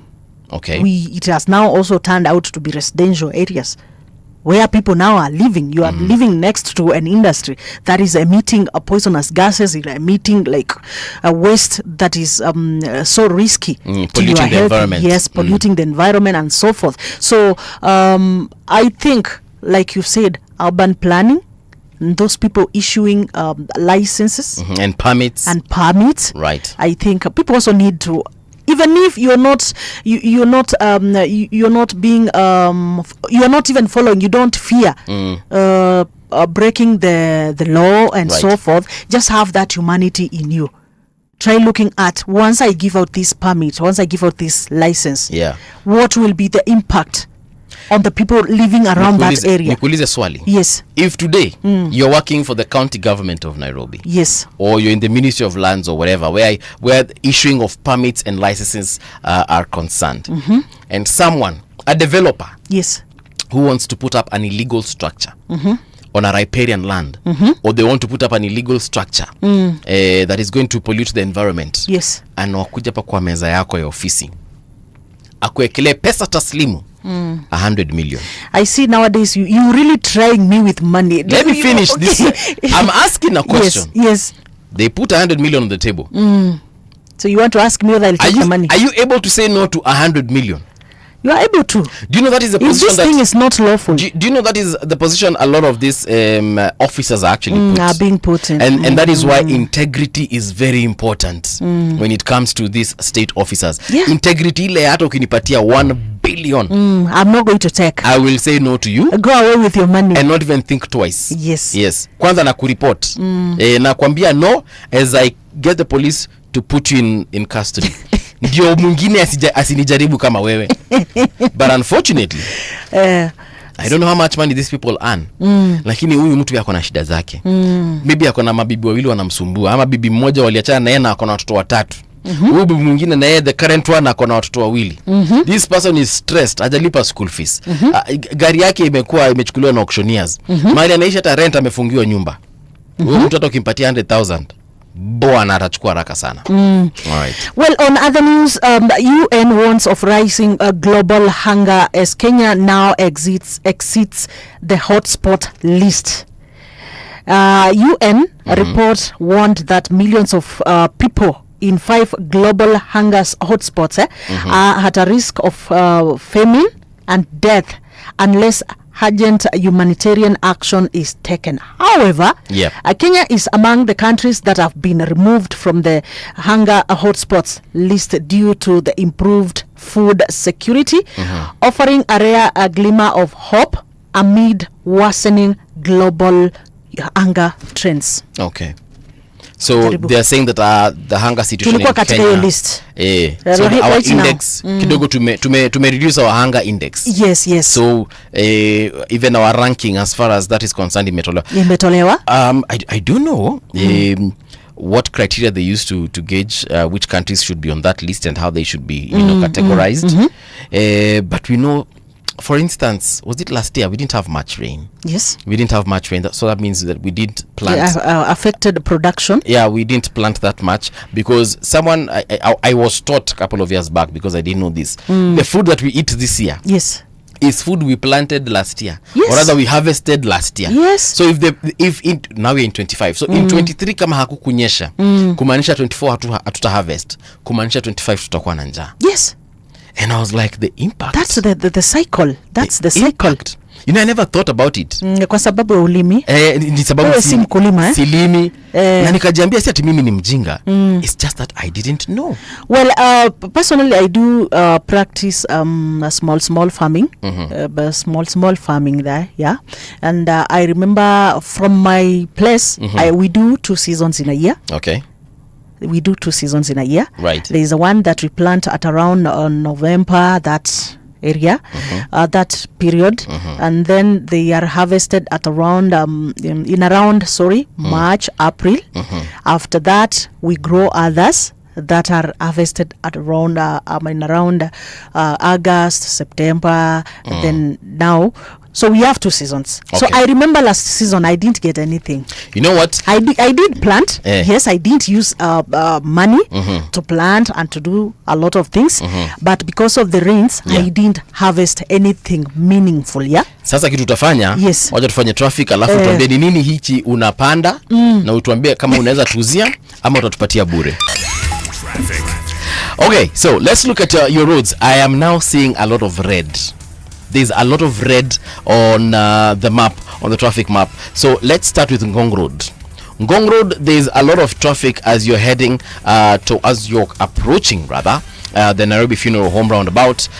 Traffic on both sides of the road, on actually all 4 sides of the road. So people coming from Bagathi kuna traffic, people coming from Nairobi CBD kuna traffic, because now people coming from Ngong, Karen, nini wamewaletea barabara zikakuwa bumper to bumper. Also, traffic as you're heading towards Hospital Road, still on Gong Road as you're also heading into Haile Selassie Avenue. A little bit of traffic there as you're attempting to get to the Nairobi CBD. And on the expressway, the time right now is just 31 minutes past 7 o'clock, so things are not. However, when you're getting into the CBD as well, that's around which road is that? Now from Haile Selassie, we're still on Haile Selassie. Okay. Yeah, if you're getting into town, kuna shida mingi sana. Kuna traffic, especially watu wanaoingia side za Marikiti, uko mmeshikana bumper to bumper. Let me see where else it's red on my map. Oh yeah, so if you're coming from Embakasi, these are the guys now trying to get onto Mombasa Road from Southfield Mall. Huko mueshikana mbaya tena sana. And that tells you one thing and one thing alone, that if you're trying to get into Imara Daima, kindly just join the expressway because things are bumper to bumper. Thika Road, traffic kule iko mingi. Watu ambao wanatumia barabara ya Thika Superhighway, Thika Road, on your way just about to get to Pangani, kutokea pale Muthaiga, by the way. Both ya Superhighway na both hizi zingine, kuna a lot of traffic. By this 7:30, it's hiyo ndo ile time so many people are coming to town. And we understand those people coming all the way through Isli, that Isli mambo pia ni bumper to bumper, like ukipita pale katikati ya hizo malls, I'm seeing a lot of traffic there. All the way through there's this what do you call the roundabout that just about to get to town, Kariako. Yes, around Kariako. Those people using Jogoo Road, you guys, all the way from City Stadium, things are not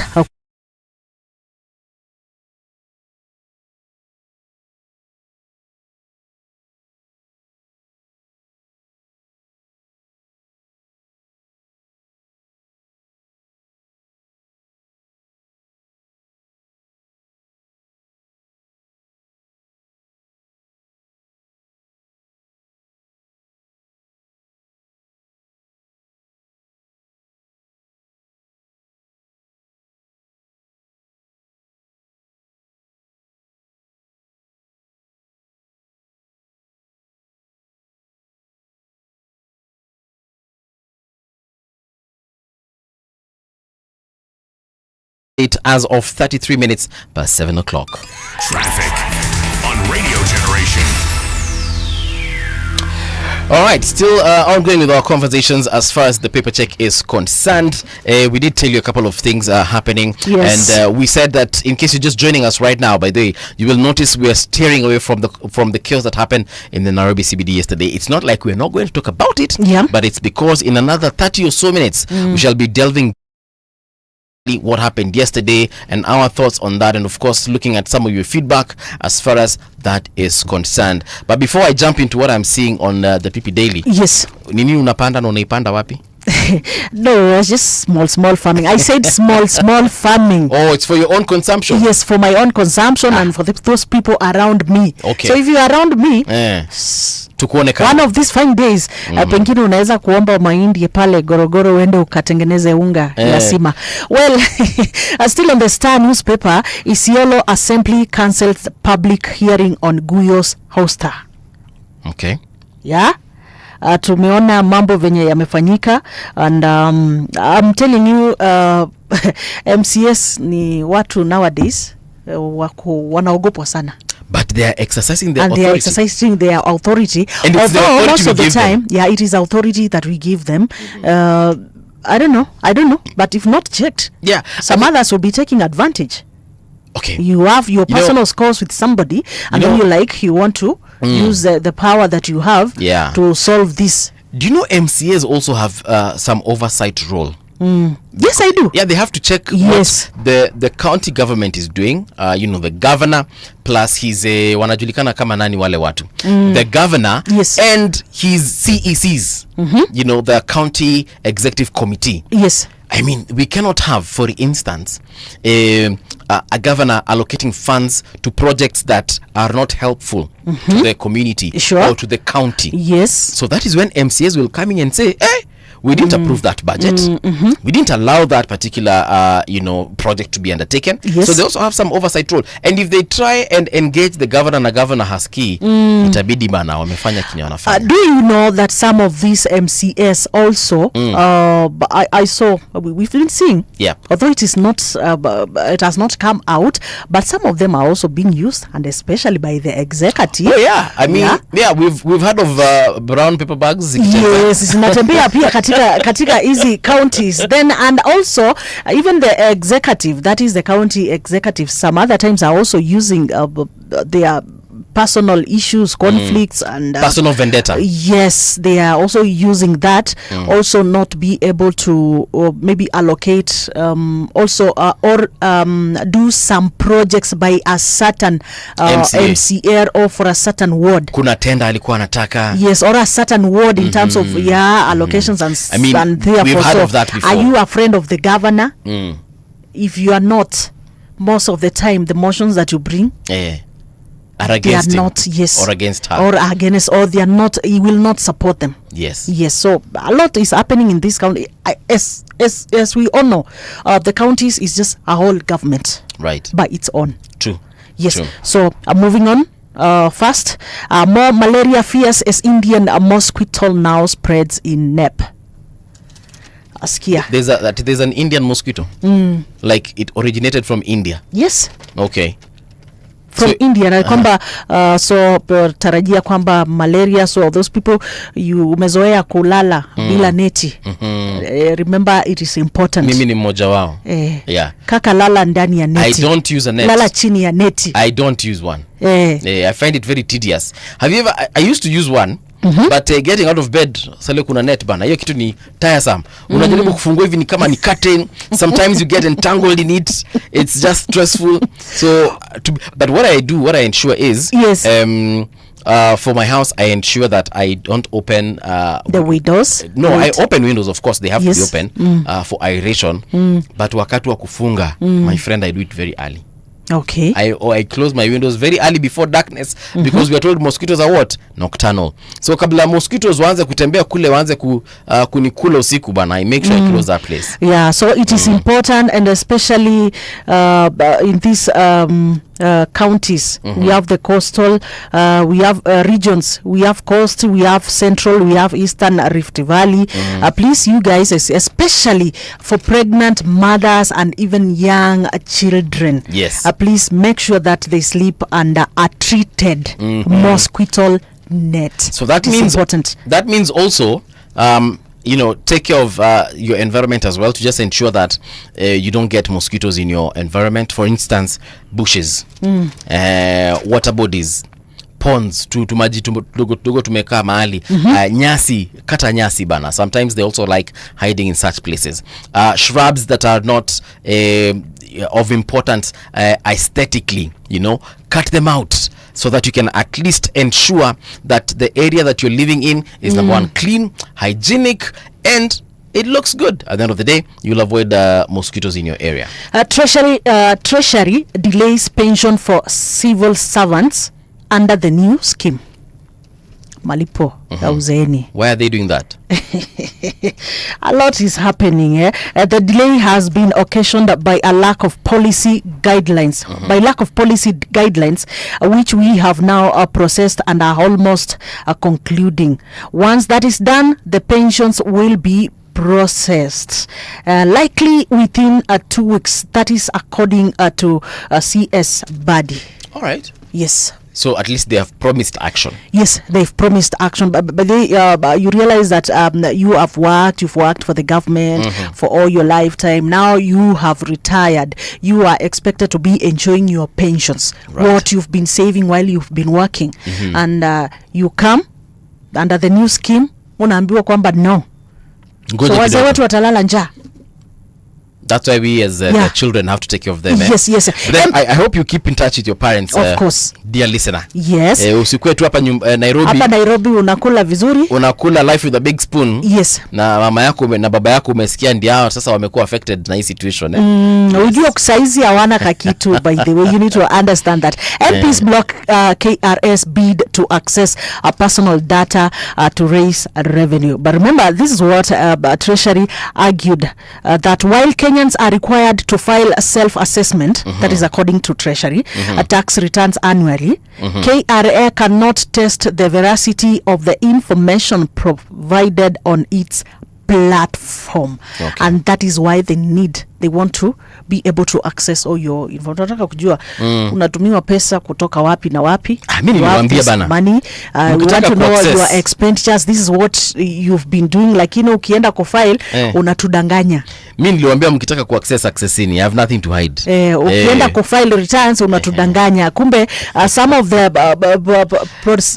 of the jobs you've been doing, you're being paid in cash through the platforms, through the money platforms. Right. Then when you go to declare your taxes to KRA, you hide some of the information. I think that is basically what KRA wants when they want to access your data. It's very easy to get out of that. Yeah. And this is something that, I mean, it's not rocket science. Do you know it's just as easy as asking your client, your customer, to just pay you in cash. Na asitume kwa simu. Akupati tu hivi, wewe kazi yako ni kutoanga tu pesa, unalipa cash. Kama ni kununua nyanya, wewe ununua tu na cash. Pesa yako kama ni matatu, wewe lipa tu fare. But you know, this also drags the whole issue of going cashless. You know, there are the pros and cons of using a liquid cash and also using a digital money and also using Actually, using liquid cash is less expensive because there are no withdrawal fees, but a lot of risks. Right? Of course. A lot of risk. Have you not seen people mtu amenda Kongo kunaitwa wapi? Marikiti. Yes. To do some shopping. They were carrying cash. Saile anaenda kulipa is like anashika mifuko it doesn't have. I mean, there's risk involved in that. Let's not ignore it. Yes. But I am just saying, not everyone, people wanted to. Not everyone goes to Marikiti. Yes. Like for example, mimi huwa siendi Marikiti. I just gave an example. Even here on the streets. Yeah. Our streets are very safe. Even on the streets. Hapa Radio Generation, we are very safe. Okay, as we are okay, it's okay. So basically, the reason why the Data Protection Act. Okay, first of all, you're being told that the Data Protection Act is still in place. Yes. No one will come for your personal information. They said that KRA's interest lies only in financial data. Yeah. Not your secrets. All right. You get? Yes. They just want your financial data. Not your secrets. But how sure are we that they won't get more than just our financial data? How sure are we they will not get into my, say, photo gallery? How sure are we they will not get into my SMSs with my wife, with my parents, with my enemies or friends? Yeah.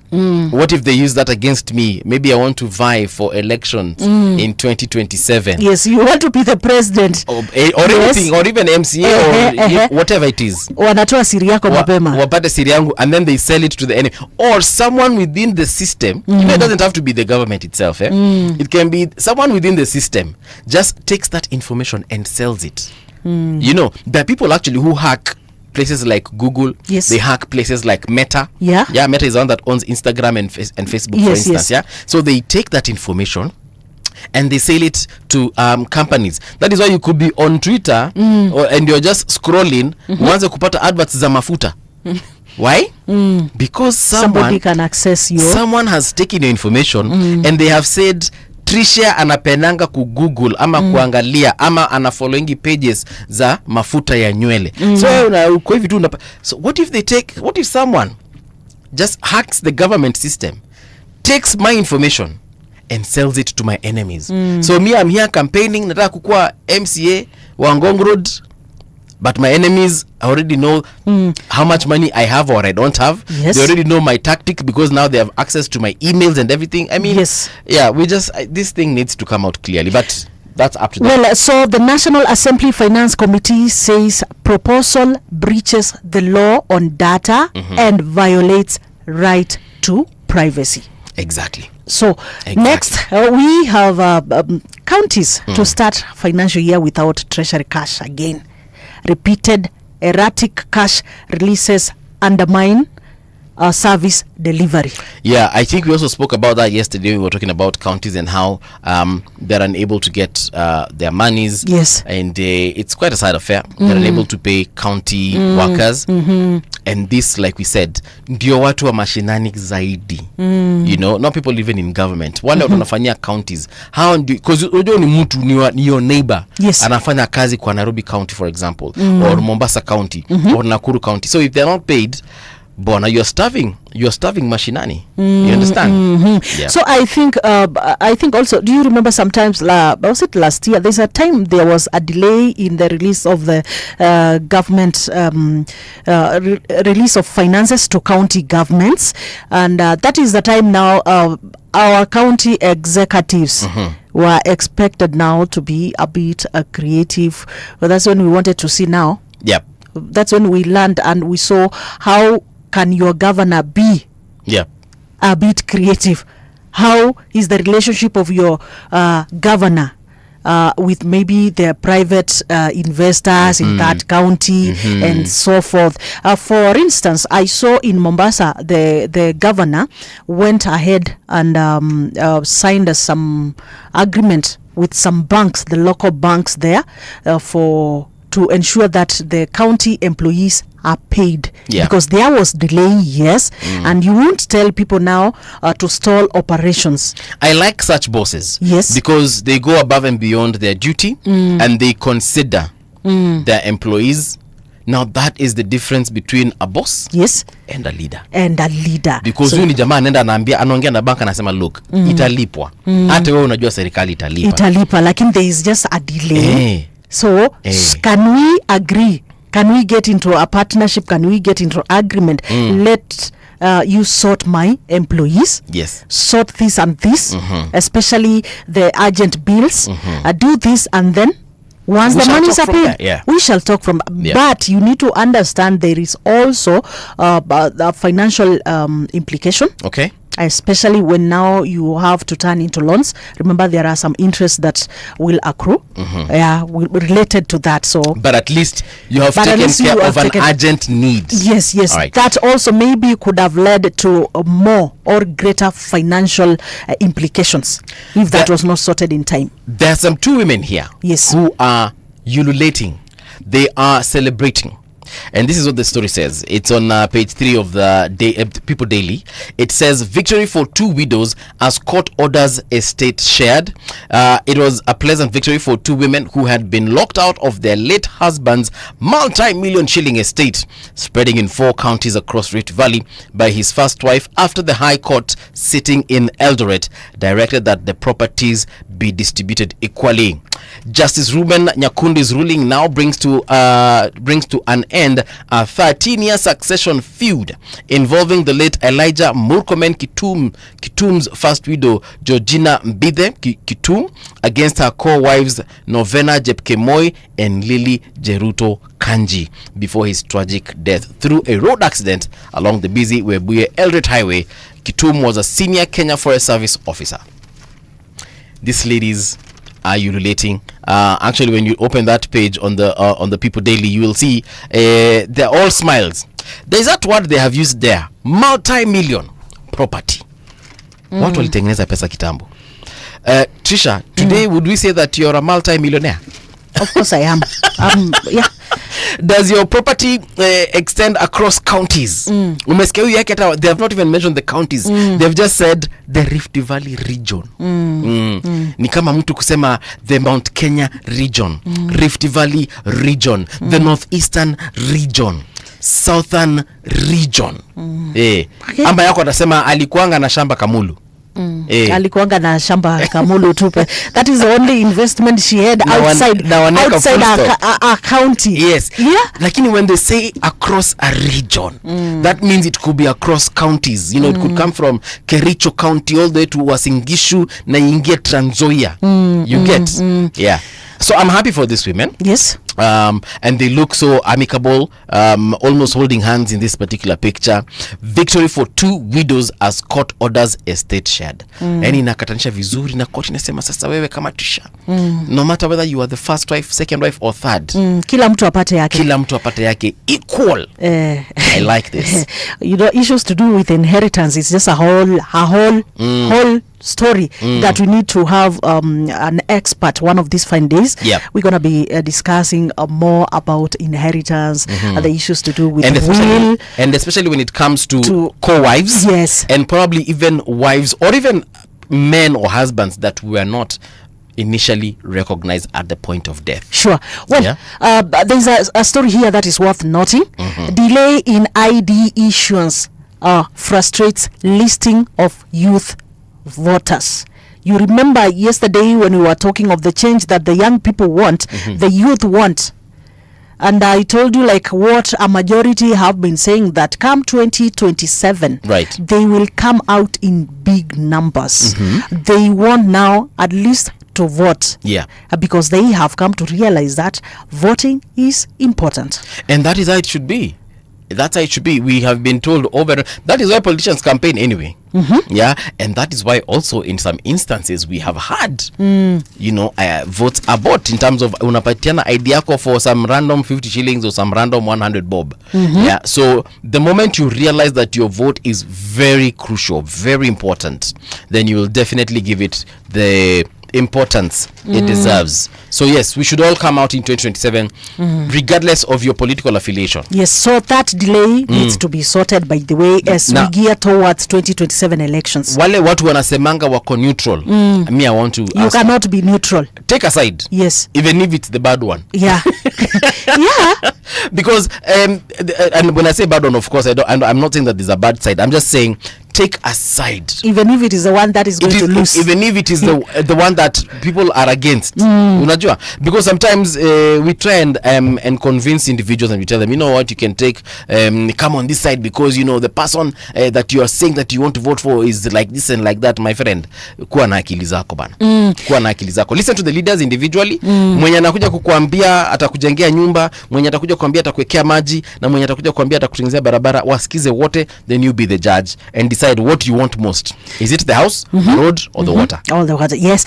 More Kenyans are falling a prey to digital fraudsters, according to the report that at least 8 out of 10 Kenyans have been targeted by email, online, phone call, or text messaging fraud in the last 3 months, illustrating rising cyber threats in the country. We had talked about this, how fraudsters are going to use your digital platforms, to scam you out of your hard-earned cash.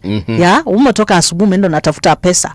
But then there's somebody here, maybe due to ignorance, maybe due to, what do I say, most of the time, ignorance and also not being careful. Right. You will find yourself being scammed.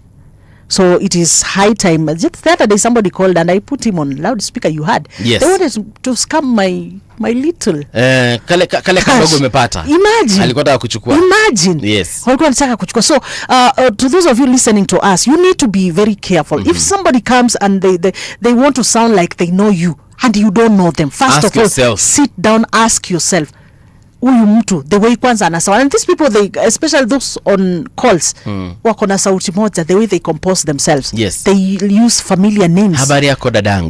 Dadangu. They even call you your name. Yes. Habari yako Patricia wayo. Uko salama? Yes. Mimi najulikana kama Mungala Mbuvi. Yes. Na kupigia kutoka Radio Generation.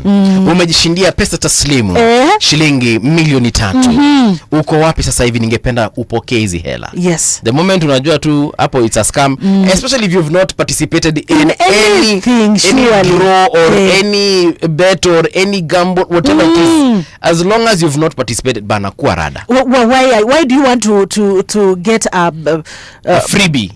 Yeah. why do you want it and you have not even participated? Work hard. Work hard. Hizi shortcuts za kupata Ukisikia pesa. story ya kwanza kuambiwa ati sijui so and so are giving people sijui funds, do you want? Kuna hii link, do you want? Mimi nakwambianga Click go on use this it link to yourself. get a voucher worth 3,000. You click immediately you click your contact has Virus. been taken. It's a virus and you don't know what happened next. All right, we have about 5 minutes before we get to the top of the hour, and there's this pressing story that I'd like us to highlight. Mbagathi Hospital to host second human milk bank. This is according to Nairobi County Health Executive Susan Silantoi. Now, Mbagathi County Referral Hospital has been selected to host Nairobi City second human milk bank following a comprehensive baseline assessment conducted across 3 potential sites. Confirming the development, Nairobi County Health and Nutrition Executive Susan Silantoi noted that the services at Mbagathi have significantly improved since Governor Johnson Sakaja's administration restructured hospital management. Do you know these milk banks usually help a lot of women who are unable to breastfeed their children? Yes. I actually didn't know that there was a human bank, at least not here in Kenya. I know in other countries, Yes. especially places like the US. I have heard of banks, seen documentaries about it. I just didn't know we had one in Kenya. Really? And this is a good thing because babies need human milk during True. the initial stages of True, development. true. There are women who cannot breastfeed because of issues such as HIV and AIDS and other diseases such as COVID. They cannot breastfeed their children also because they're unable to produce enough milk. So this milk bank itasaidia sana. What I will need to understand is if you're going to be buying this milk or you're getting it for free. Yes, because what they're saying is that the national unit at Mbagathi receives an average of 130 to 150 admissions per month with an additional 100 to 120 referrals from other facilities. Assuming at least half of these newborns require donor milk, they expect about 135 users each month. All right, so definitely it Yes. cannot be that free. Well, I don't know. depends on the arrangement. Yes. Well, on other news, Ruto assents to bill aimed at fighting money laundering. This comes as Kenya seeks to be dropping from the global dirty cash grey list. You know, we've been in that list, and you hear the report is saying that we are dropping. Pole pole tunatoka katika because of course our government has put in place measures that are aimed at ensuring that Kenya does not get involved in these issues whereby he has signed by that bill anti-money laundering and combating of terrorism financing laws amendment bill 2025 yesterday at the State House. So nyinyi watu wenye mmekuwa mki money launder wash unatumika kama pia proxy for other individuals. Just know the government is coming for you na wanakuja mbio haraka iwezekanavyo. Alright, so I want to give a few shoutouts here haraka before we get on to the third hour where we told you we're going to be discussing now proper serious issues. Haraka too, let me acknowledge Malekere. How are you doing? Double Trouble Risa, how are you doing? You guys have got very interesting names, eh? We also have who's this? Silas Wangwe, Masi Nanleo, Edwin Amach, and last but not least, Lano Julius. Thank you so much for tuning in. All right, so we're getting into the news in a couple of seconds rather. Actually seconds. A couple of seconds, we're getting into the news, and then there's that story we've been avoiding to talk about, and it wasn't really avoiding, it was just putting it in its right place because it needs proper attention, and it's about the chaos that happened in the Nairobi CBD yesterday, and following of course the death of Albert Ojwang. People took to the streets. They have been protesting against the action that the government needs to take. That is a story that we need to tackle. Let us know your input via our social media channels. That is Radio Generation Kenya across all media platforms. We are also live on YouTube. That is on the Radio Generation Kenya channel rather. So kindly log on there and let's get this conversation going. It's 7:59. Radio Generation.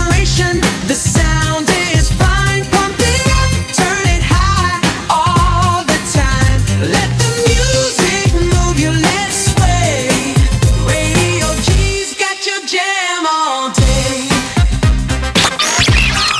Radio Generation, the home of urban soul.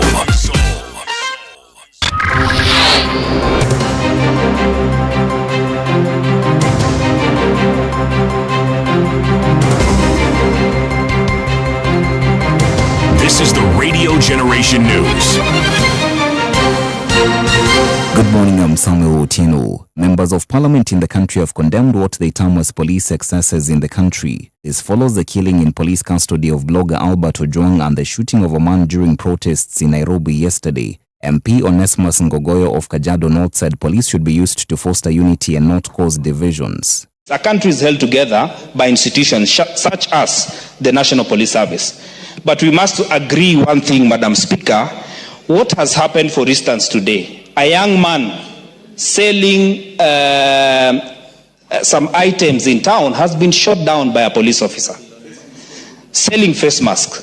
Madam Speaker, the young man did not run. He was unarmed.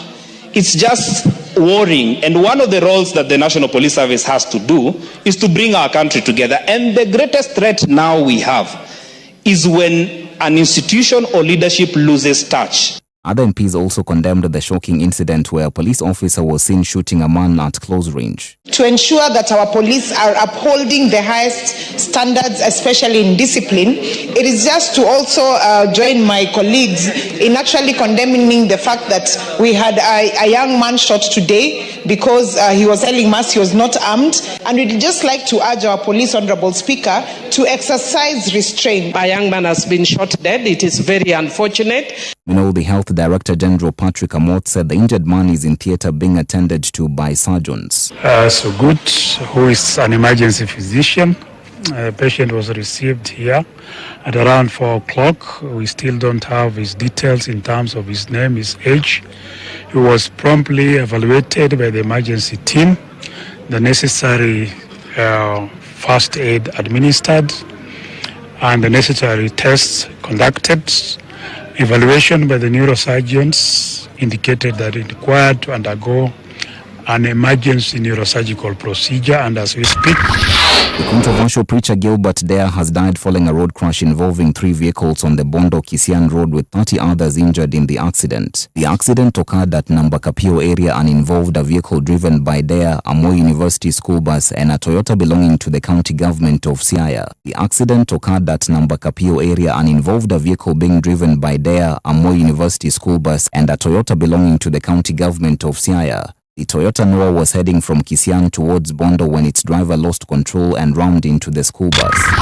And finally, Tottenham chairman Daniel Levy says sacking manager Ange Postecoglou after he led the club to victory in the Europa League was emotionally difficult. The Australian was relieved of his duties just 16 days after a 1-0 victory over Manchester United in the final in Bilbao, secured Spurs' first major trophy for 17 years. Postecoglou paid the price for a poor domestic campaign in which his side finished 17th in the Premier League, with former Brentford boss Thomas Frank brought in to replace him. And that's the truth on Radio Generation. Good morning, I'm Samuel Otieno.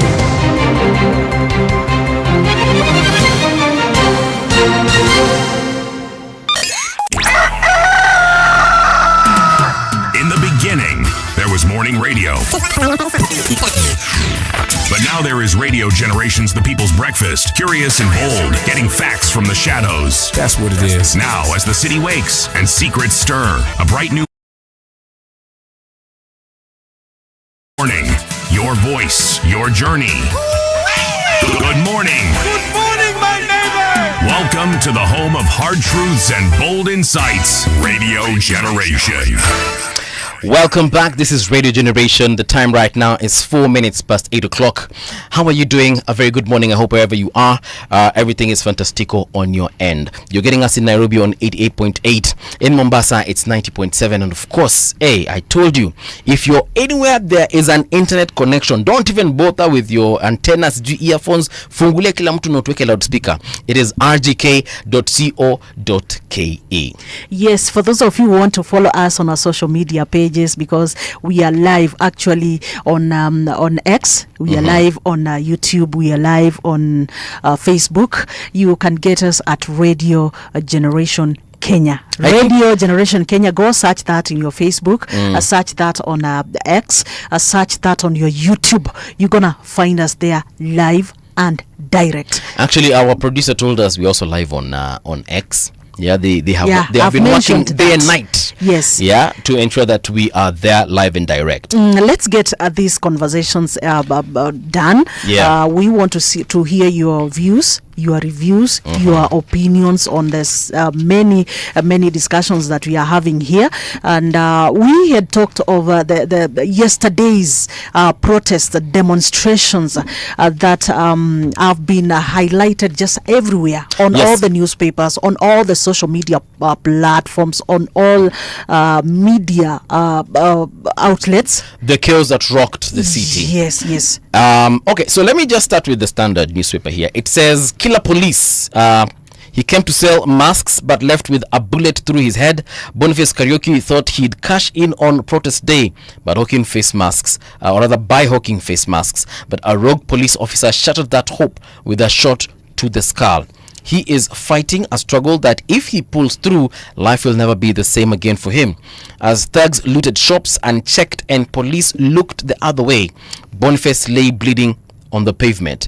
Now his friend's cry still haunts the chaos. What will his mother, what will his wife and children be told? Now this story, of course, as far as the Standard is concerned, it's on pages 3, 4, 5 and 6. Now before you also read what is on the Star, on the Daily Nation, yes, let me, because it's the same story, I'm gonna echo on the People Daily as well. Anarchy, shooting on the day of protest, mayhem, demos hit Nairobi, Mombasa and Kilifi, as Ojwang's death probe focuses on DCI Amin and DIG Lagat. All right, over to you. Yes, reading what is on the Daily Nation is that troubling partnership in quotes between police and gangs revealed in day of chaos, the anarchy. Then now, this is what it says. The goons unleash terror, that goons armed with crude weapons wage war on peaceful protesters, attack and rob Kenyans as police officers watch. Shot by police bullet, we've talked about that face mask vendor shot in the head at a close range by uniformed officer in yet another case of police brutality. On business is that a day of missed sales for traders in Nairobi's CBD who kept outlets shuttered for fear of vandals and looters. Then on Ojwang, protest says that Kenyans in Kilifi, Kisumu and Mombasa demand resignation of the DIG Langat over a teacher's murder. This story is on pages 2, 3, 4, 5, 6 and 7 of this newspaper. Let's make something clear. It's DIG Lagat. I think a lot of people have been confusing between Langat and Lagat. Lagat. Yeah, it's actually it's Lagat. Yes. But it's easy to confuse it. Actually, myself, I've been confusing the name pronunciation, right? A lot of people know of Langat, not Lagat, because Lagat. I mean Langat is more of a popular name than Lagat. But Lagat. that is out of the way now. And on the Star, yes. Cops plunge Ruto into fresh crisis. That is on page 2, 4, 5 and 9. And what you're seeing on the covers of these newspapers, by the way, I'm seeing the so-called the goons, what they're calling the goons with the crude weapons. Sijui kama umeona hiyo zinaitwa rungu. This is zinaka kama zile rungu za jembe. Zile za jembe. And we can see how they are running after unarmed Kenyans. If you look on the Star, the images there majorly is about the policeman who shot the mask seller. You can see a body, someone being carried by protesters. Right. You can see the guy on the ground. Yeah. We can see police who are armed at the scene. Yes. And a lot has been said. Actually, let's just start from the genesis. Yes.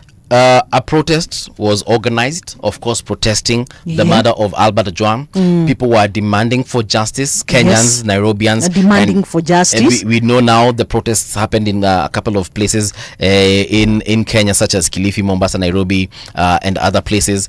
Now, Kenyans took to the streets. Speaking of Nairobi CBD, we saw there were peaceful protesters, some of them holding flags, some of them holding placards. Yes. Then we also saw another group that appeared literally out of the blue. They came in motorcycles, some of them wearing face masks, Yes. holding what you are calling rungus, Yes. and attacking these peaceful protesters.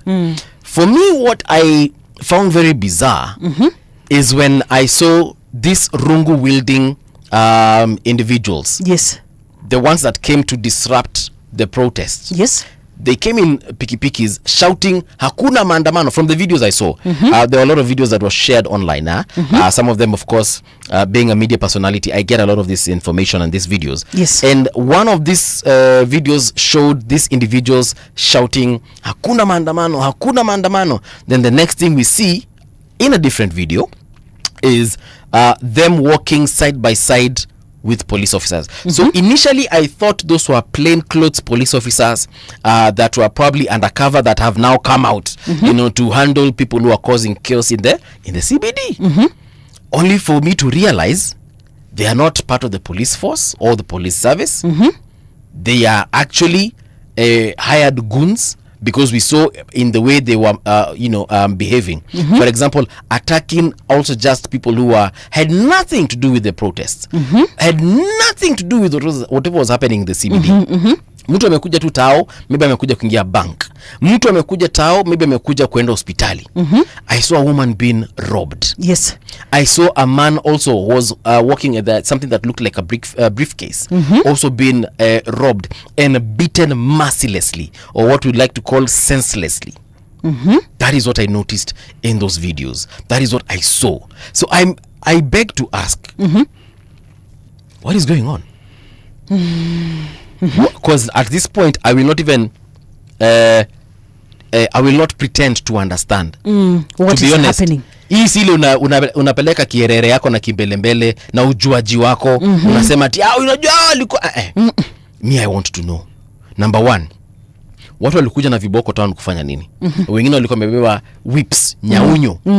Why were they in the CBD with weapons? Yes. I thought the only people allowed to have weapons are the police. Yes. I mean, I saw police with guns and I was like, it is their job to hold guns. It is their job, yeah? I saw them with tear gas, canisters, and I was like, it is their job to hold tear gas. I was hoping they wouldn't have to use them. Yes. But we saw that.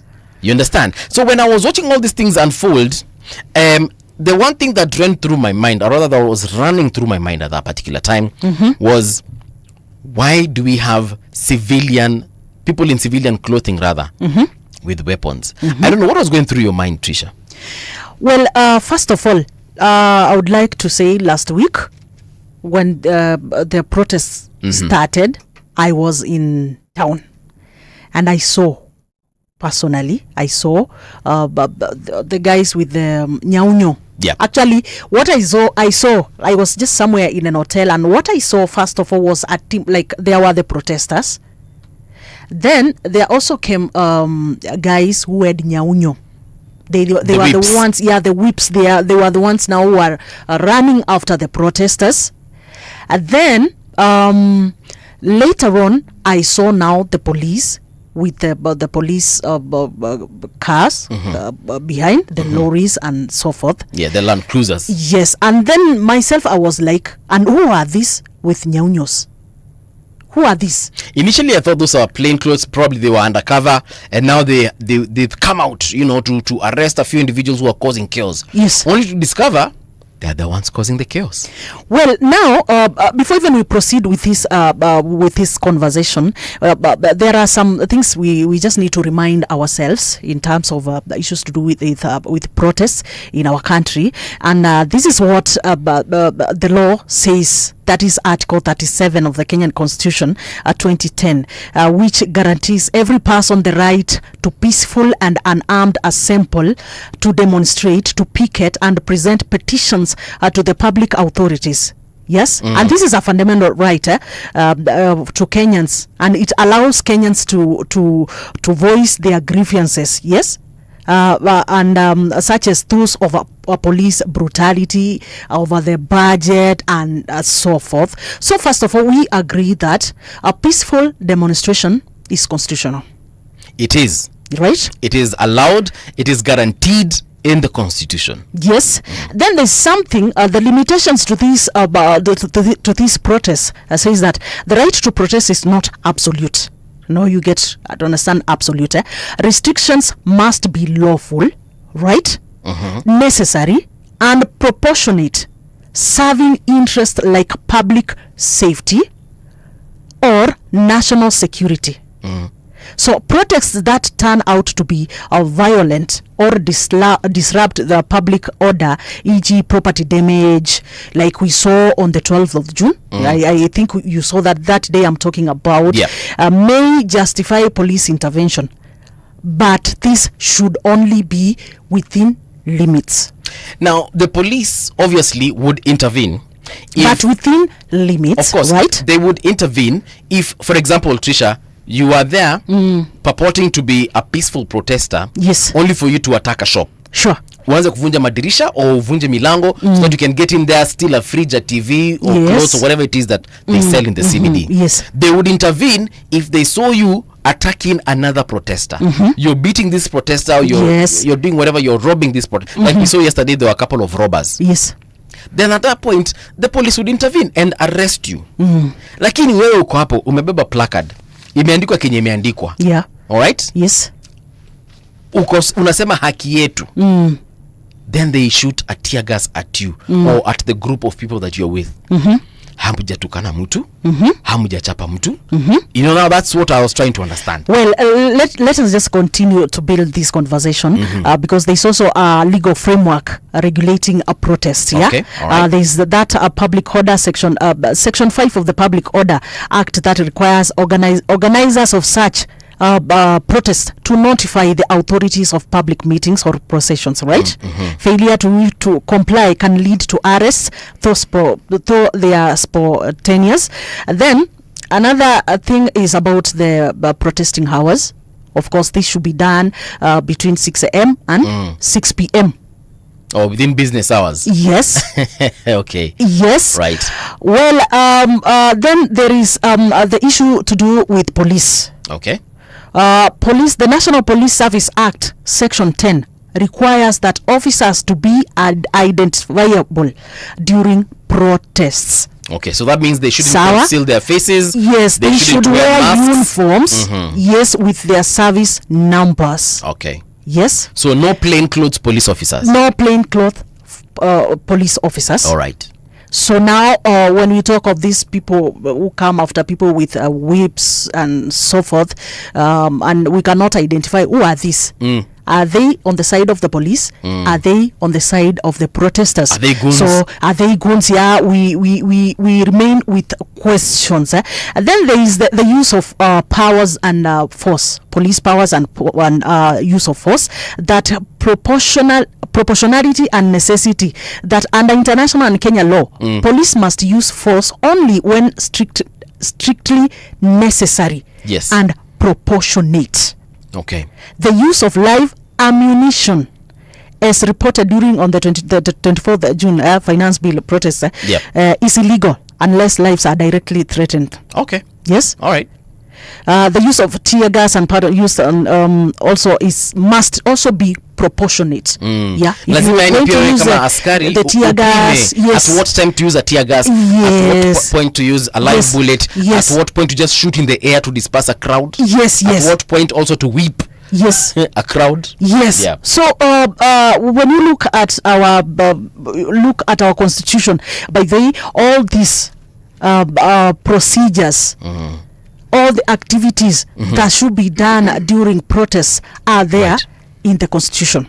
So it is us as Kenyans, as the government, I think sisi ndo tunachagua kutofuata sheria. Manake sheria inakuambia kwamba protesting, kama umeenda during umereport about we are going to, you get a permission, then the protestation is taking place from 6 a.m. to 6 p.m. right? We have seen them observing that, but kuna some other protests tumekuwa tunaona zinaenda mpaka saa 1 usiku. Yet it's supposed to be at around 6 p.m. ndo inafaa kufika mwisho. Kufika mpaka 6 Yep. Then now the issue of police, unatakiwa kulingana na vile unavaa. Tunataka tuone namba yako, we ni nani. Your service number. Yeah, your service number. Uso wako pia. Uso wako. I should be able to tell I'm dealing with a police, female police officer or a male police officer, and I need to know that this is actually the person who is either arresting me, yes, or giving me instructions to, maintain law and order, or, face the consequences. Yes. Then now you should not cover yourself. That one tumesema. Then now for to the protesters, you have a duty. You have a responsibility in these protests. Wewe kama unatembea pale town, yeah, you want to cause distraction. Sheria ikuruhusu. If we say it is peaceful demonstrations, ndio, watu wasiende like I saw the other day, the issue with the bins, the dust bins, the zilingolewa. Okay, let me ask you, if you are just protesting about Ojwang, sindio, right? Sasa dustbin inakukosea nini? Why do you have to bring that distraction? I saw some people wengine pia unaona wanapiga nini? Unaona anarusha mawe kwa building ya mtu. Why do that? Actually, yesterday in one of the videos that was circulating, we saw some people going up the camera poles, yes, and hitting, destroying the cameras. Others were also destroying the street lights. Why they were doing that, I don't understand. But there's a lot to that was just, I had personally I had a lot of questions about yesterday. There are a lot of questions, both to the government and to Kenyans. The public. Yeah. Yes. So because also these other people who are armed, they are not police. Wamekuja pale, and I saw in some of the clips them saying that walikuwa wanasema wanataja governor wa Nairobi. Yeah? Wanasema tuko hapa tutaruhusu, and even the governor himself, you remember, he also said that he's not going to allow distraction. Of course, I mean, he being the governor, he being the chief executive officer of Nairobi, yes, he has to ensure law and order, because also that falls under his jurisdiction in terms of protecting our properties, our businesses. Yes, sure. We pay permits and licenses to Nairobi County to ensure we have, for example, safe parking spaces, to ensure we have clean spaces for our businesses. So yeah, I mean, he needs to come out and say such things like, guys, you want to protest, it's fine, just ensure there is law and order. Usi attack businesses. Don't attack people's businesses. Ni mtu, by the way, amefanya investment yake pale, ameweka pesa yake pale, anafanya kazi kila siku. Huyo ni hustler mwenzako.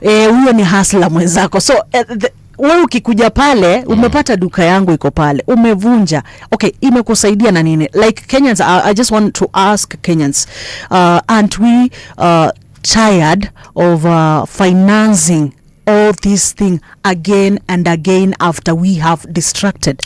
To be honest, people don't even realize. Are we not? Yes. They don't realize that the infrastructure that has to be renewed all the time or refurbished all the time. For example, when we destroy street furniture. Yes. That street furniture at one point will need to be replaced. It will come back to you, by the way. The trash cans that we destroy. Yes. That was our money. And they will need to be replaced. Yes. They will still need to take more of our money. Yeah. To replace those dustbins. Yes. So we need to understand that when you're destroying, actually, when you're vandalizing the city, you're vandalizing your own. You are not pockets. you are not solving, and especially when the protests were about the budget and whatever, you are not really solving per se. If you could just hold a peaceful demonstration without distraction, then your voice is heard. Then it means that action, like hapo utakuwa umesolve kitu, but when umeenda pia umeharibu, and at the same time you want also cost to be reduced, on expenditure to be reduced. Imagine we're going to get back to the money that you've contributed in terms of taxes to come and replace those dustbins, to come and reconstruct those places that you have distracted. And also I now, want us to be very honest about something. Yeah. Yes. I want us to be very honest about the fact that when you are planning a peaceful protest, Yes. you're planning to join one. Not even you're the planner. But when you're planning to join one. Yeah, you know, you could be there as petitioner, sema enyewe, me I need to go to the streets and I need to let my voice heard. I need to express my anger because I want authorities to know ABCD. yes, But there's someone else who is also thinking a different perspective but still joining the protests. Anasema mimi nataka kuenda leo, nataka kutoka huko na ma iPhone kadhaa. Because you remember protests last year and actually every other protest after that we've had. even yesterday we saw somebody stealing a phone. Exactly, because people go there to document the process, to document.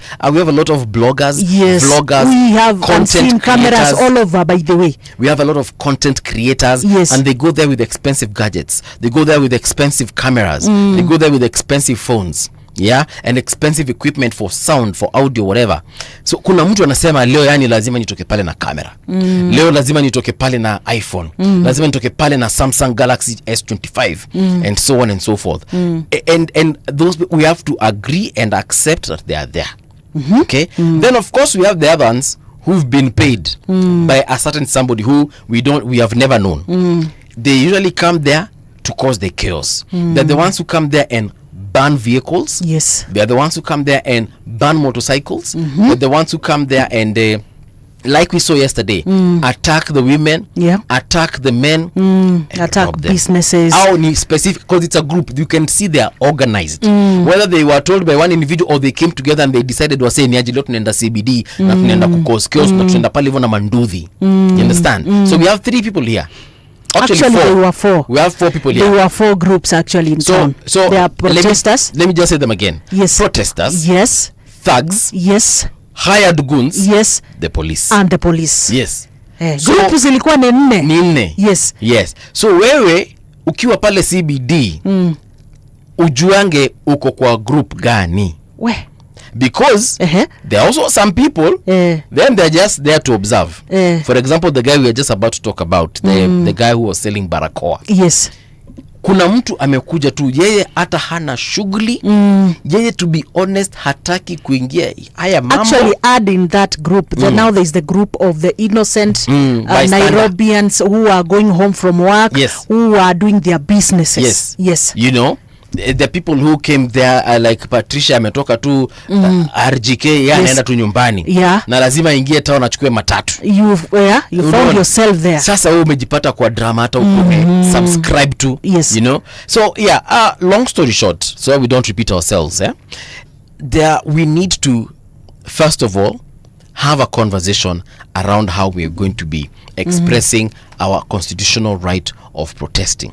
Yes. Actually, that is the question I wanted to ask you. We need to have a conversation, and we need to have this conversation with the police in on the table. Yes. Yeah. So we can talk about number 1. When you guys come and we see you with guns and we see you with tear gas and we see you with nyaunyos. Yes. And the shield, ile shield ya kuzuia mawe. Yeah. So what is the game plan here? Number 1.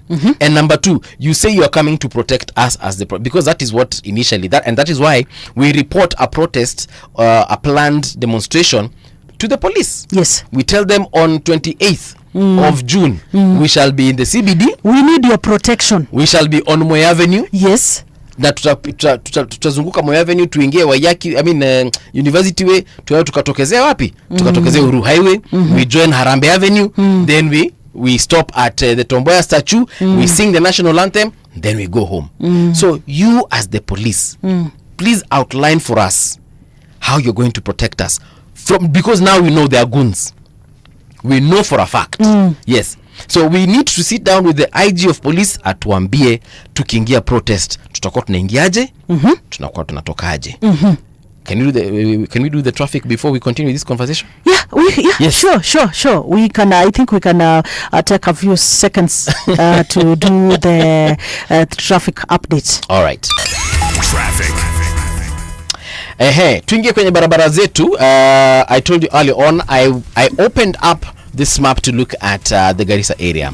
And right now at exactly 8:29 in the AM, things are looking good. There is absolutely no traffic. There could be one or two camels on the road, but there is no traffic as far as Mororo is concerned. I can also see this is the road at Madogo heading into Garissa town. Things are looking good. Around Garissa Giraffe Center also, things are looking good. Traffic is moving normally. Yes. Then we have Swada Saud Malim. I think this is a mosque. Yes. Things are also looking good there as far as traffic is concerned. yeah. We also have the area around Garissa County Referral Hospital. It's a straight stretch there. No traffic to report. The road is very, very clear. Yes, Thika Road. Things are still not that much good, especially as you head towards town. So you can be sure that as you enter town, imagine you can just get late just between Pangani and town, just between Ngara and Koja Mosque. Yes. You can just get late. Sometimes the traffic can take up to 20 minutes. Yes, so kama unaweza kushuka kwa matatu na ukatembea, and for those of you using a private means, you have to be patient. Ngong Road, I see things have cleared just around Junction and around Prestige because of the lights and the police there. And even just as you are about to enter town, that is where we have traffic all the way from the community. I'm also looking at Jogoo Road around City Stadium. Things not looking all that good, but good news is that they are moving all the way to Mombasa. Marikiti, things are clear right now. Town, things are good. Go to Lights Kengeleni. That is where now we have a little traffic, but things are moving. Nonetheless, all right, do stand by because the conversation still continues as far as the chaos in the Nairobi CBD is concerned.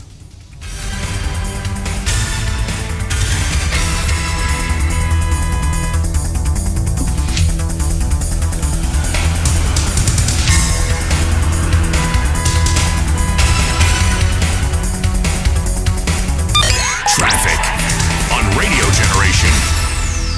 All right, we are back. So we were just talking about the situation that happened yesterday, and of course we saw a lot of things that happened in the Nairobi CBD.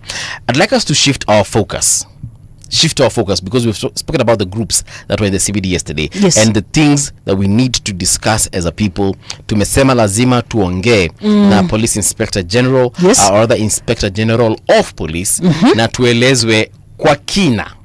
Tukiambiwa tunaprotectiwa pale kwa streets, you know what this protection entails.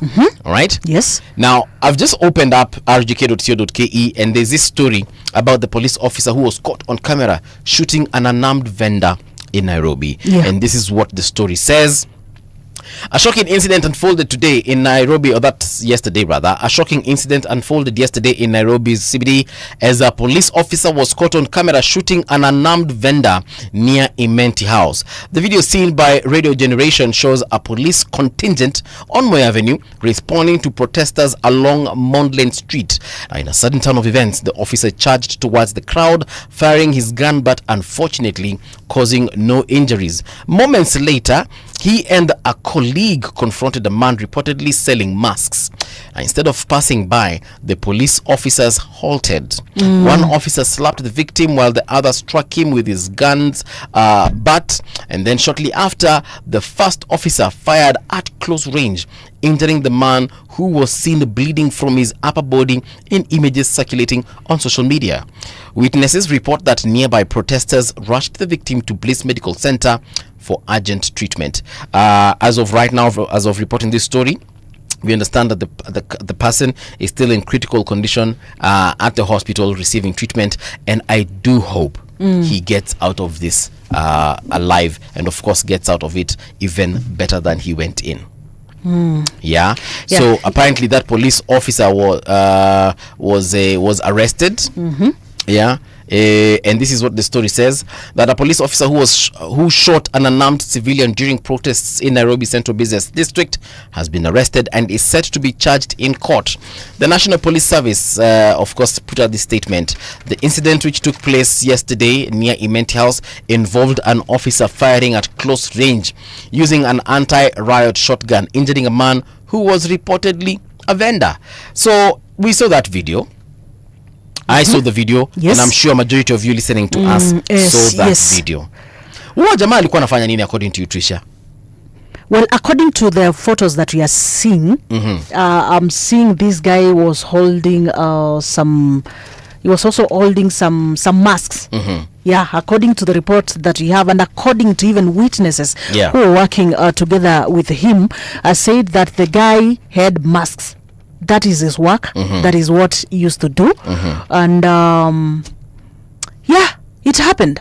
I saw how that officer approached that particular scene, the area, before now, of course, shooting him. this individual.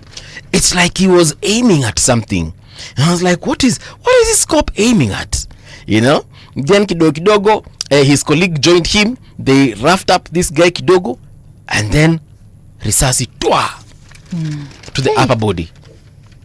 I mean, I was trying to I watched that video several times. I rewound it. Nitoka ku rewound. Nika rewind mara kadhaa.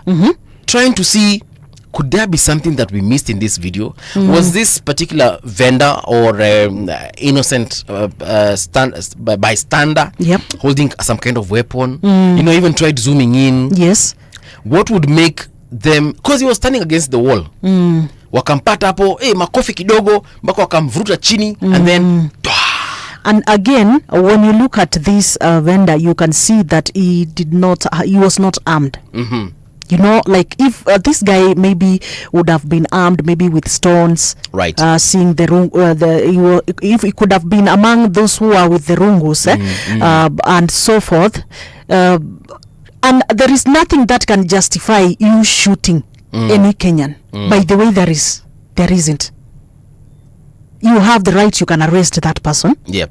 Because you are not even alone. You are armed. You know, one thing that is really makes us not really, we are not so happy about it, is the fact that, you know, when you are a police, you have the power. You know, you have been sent to come and represent of course the government, right?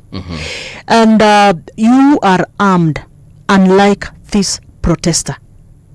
Yeye amekuja tu amesimama. I saw that other hand, niliona kama alikuwa ameshika hizo masks. Amezishika nyingi pale.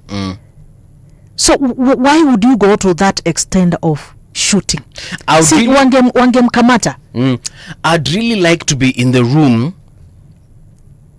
that this let me call him rogue police officer is being interrogated. Ndio wakimuuliza ile swali ya why did you choose to what fire? What prompted you to fire? I really would love to hear the answer. I'm dying to know, and I hope it will be provided to us at one point. What you would be saying, and I want to understand the thought process that led to that particular activity or action, because was it by mistake that you pulled the trigger? Did the protester, or sorry, did the bystander say something that just ticked you off? Yes. Is there something that you saw? Like, is there some? I want to understand what really prompted. What would make anyone, but specifically that situation? Because I'm like him shooting the guy, I did not see a change in or whatever he was doing. He still continued with his work. Why would you shoot? Hata mwenzake akamwambia twende hivi bana. Twende hivi turudi, twende hivi tukam. So according to this report again by Radio Generation, the said police officer has since been arrested, and he's going to be arraigned in court. I'm happy that the IG ordered for this particular arrest, because had he not done that, because in the past we have seen such activities taking place, and zero action taken against the cops. But right now, and this one, even before now, the police could go for him. I saw Kenyans already went and dug to see who is this. Actually, on the Standard newspaper, yes, you can clearly see the police officer. Yeah, you can clearly see him. Information about him came out on social media Hata ile yesterday. kujifunga. What walipata information about him, mali anaishi, mali everything, ile everything station, about him. ile station station. Yes. And I was like, man, we are getting to dangerous levels, I think in Kenya so far in Kenya, you just need to understand getting information about you is not hard. Yeah. Unlike most of the East African countries, Kenya in terms of technology and so forth, we are a step ahead. People are tech savvy. Yeah, we are a step ahead. And I do not know how we can also use this technology to ensure that there is peace. Remember when we were starting the show, we had a quote that we read to the listeners and to us about peace. Yes. And we also talked of the need of being able to use the platforms that we have, whatever tools that we have, to ensure that there is peace. Because I believe there is always another. There's a choice. I mean, there's a choice we make, and there is also an option. Yeah. There's also an option to the ones that we have taken. There's also always an option to whatever we have. Ungefanya hivi kama polisi badala ya kumpiga risasi. Ungemkamata. There's always an option. Mweke kwa Land Cruiser. Yes. Pelekeni station. Pelekeni huko. Sasa tungekuwa tunazungumza masuala tofauti kwamba yupo kule kwenye station amefungiwa kwa sababu ya kufanya peaceful maandamano. And there could have been a solution, a better solution compared to what we have right now. This is now somebody who is in a critical condition in an hospital. I want us to look at page 2 of the Standard newspaper. There's something that has caught my attention as well. 1 year later, traders struggle to rebuild after chaotic protests. 1 year later. Yes. Traders struggle to rebuild after chaotic protests. So we're talking about vendors and traders whose wares were stolen. Yeah. Laptops. Yes. Other electronics, headphones, phones, their stores vandalized and burned down. Now this person, chances are they had taken a loan. Yes. They're unable to service that loan now. They probably need now to take another loan so that they can rebuild their business. Yes. Banks don't understand that language because sasa inategemea pia ulikuwa umechukua pesa ngapi. Yeah. So if you read the first few lines of this story, it says, goons took advantage while other traders closed shops in fear of looting. Poor economy has seen some businesses struggle to recover from losses. Now, Caroline Mugwanja does not want to be reminded of 2024 events, and she says that her shop in Kitengela, Kajiado County has been her livelihood for almost 8 years. I lost stock worth, and listen to this. I'm listening. I lost stock worth 500,000 Kenya shillings. I never want to recall those events. It was painful. I am looking at the destruction on page 3. I am seeing here protesters running helter-skelter on one photo. I am seeing on another photo pikipiki mechomwa ama ikichomwa. I am seeing in another photo protesters who have blocked Moi Avenue during yesterday's demonstrations, and they have used a flower pot courtesy of the Nairobi County. Sasa hiyo flower pot ilikuwa imewakosea wapi? Mchanga mmemwaga kwa barabara. Flower pot yenyewe mmevunja. Haya. Some youths believed to have been hired to disrupt protests work on Moi Avenue. This is again from yesterday's photos. Yes. Wameshikilia zile viboko tulikuwa tunaongelea. Wengine ndio hawa wameletwa na pikipiki wanangoja kushukishwa. Then there is one very unfortunate photo. Police officers arrest a protester on Kenyatta Avenue during demonstrations against the killing of social media influencer Albert Ojwang. And you can see this police holding their weapons in hand as they arrest. So I'm looking at the destruction and I'm just like... You know, there's something that you've talked about about businesses not being able to recover because of course the losses are massive, and there's you know, even issues to do with insurance. You'd say that these businesses are insured, and most of the time, you know, these insurances will not cover issues to do with demonstration. There are some natural calamities and even issues to do with mandamano and so forth. You realize not many insurance organizations will be able to cover that. So this person, you can imagine, you are supposed to dig back into your pocket to be able to finance your business again. And a few days ago, a certain television aired a story of this one guy who was a victim of the 2024 Gen Z protest, who lost his limb. Okay. And we quoted that also yesterday, and it's just a good example of some of the losses and destruction and things that you can never forget.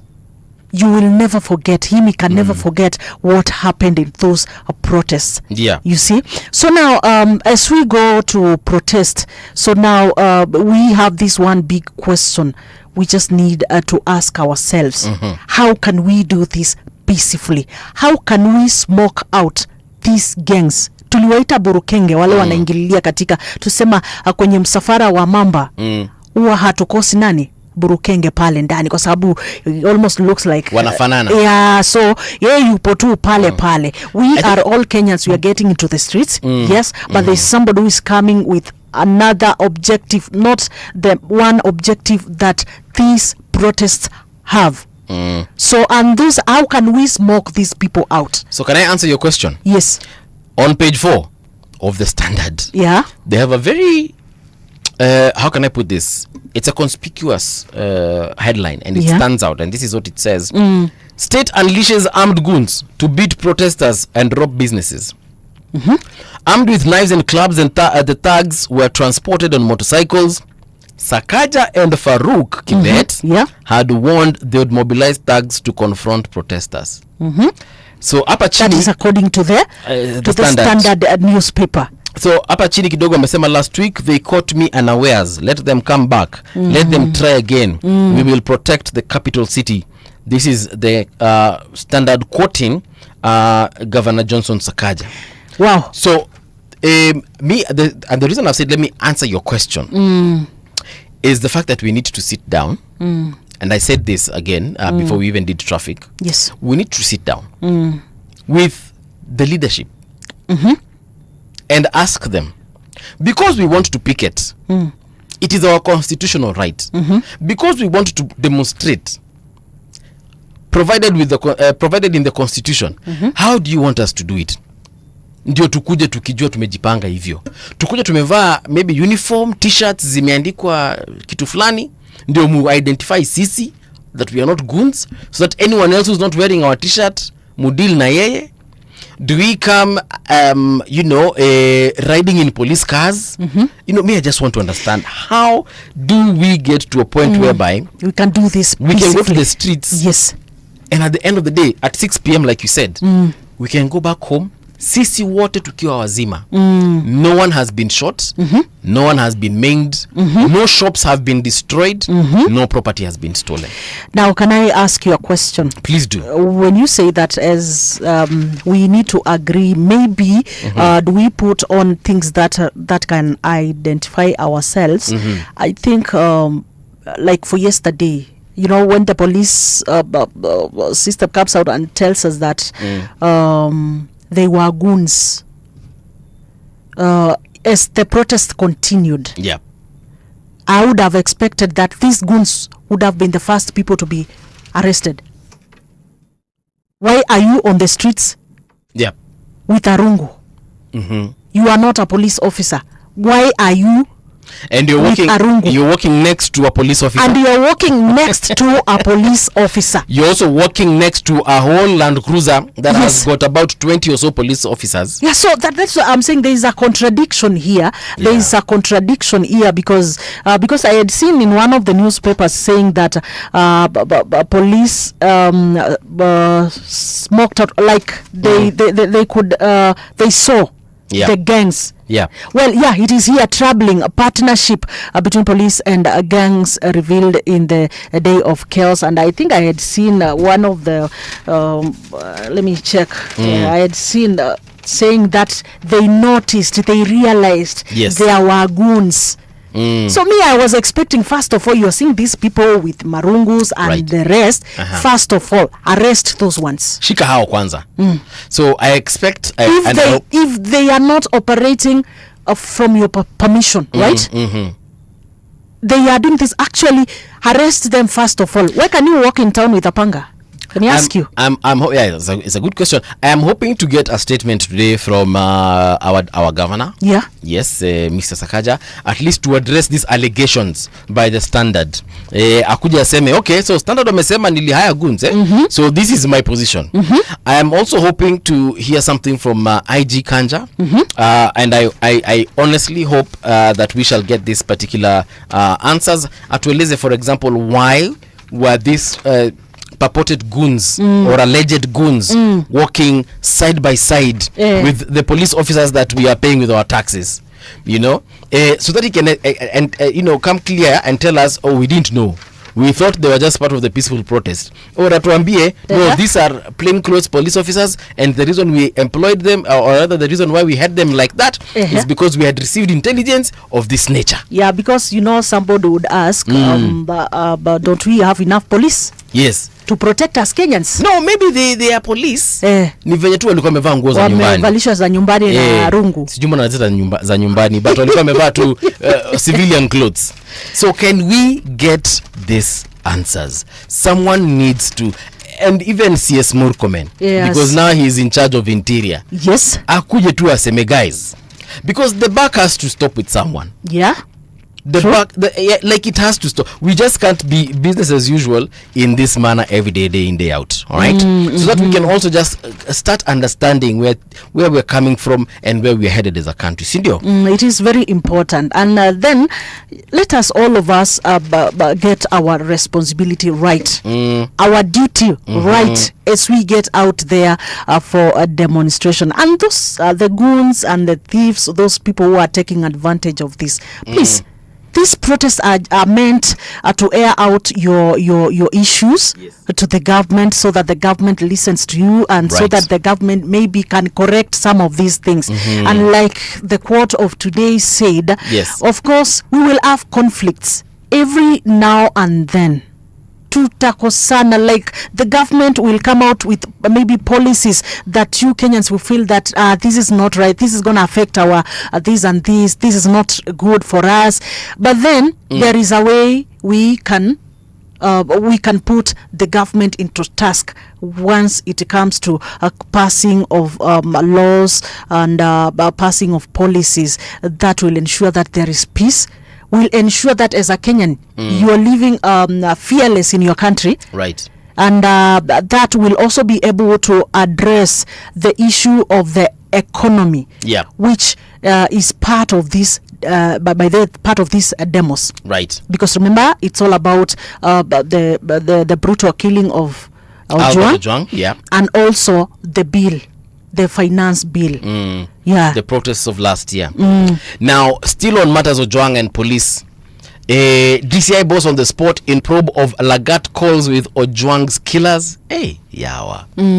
This story just keeps on getting harder and harder every single day.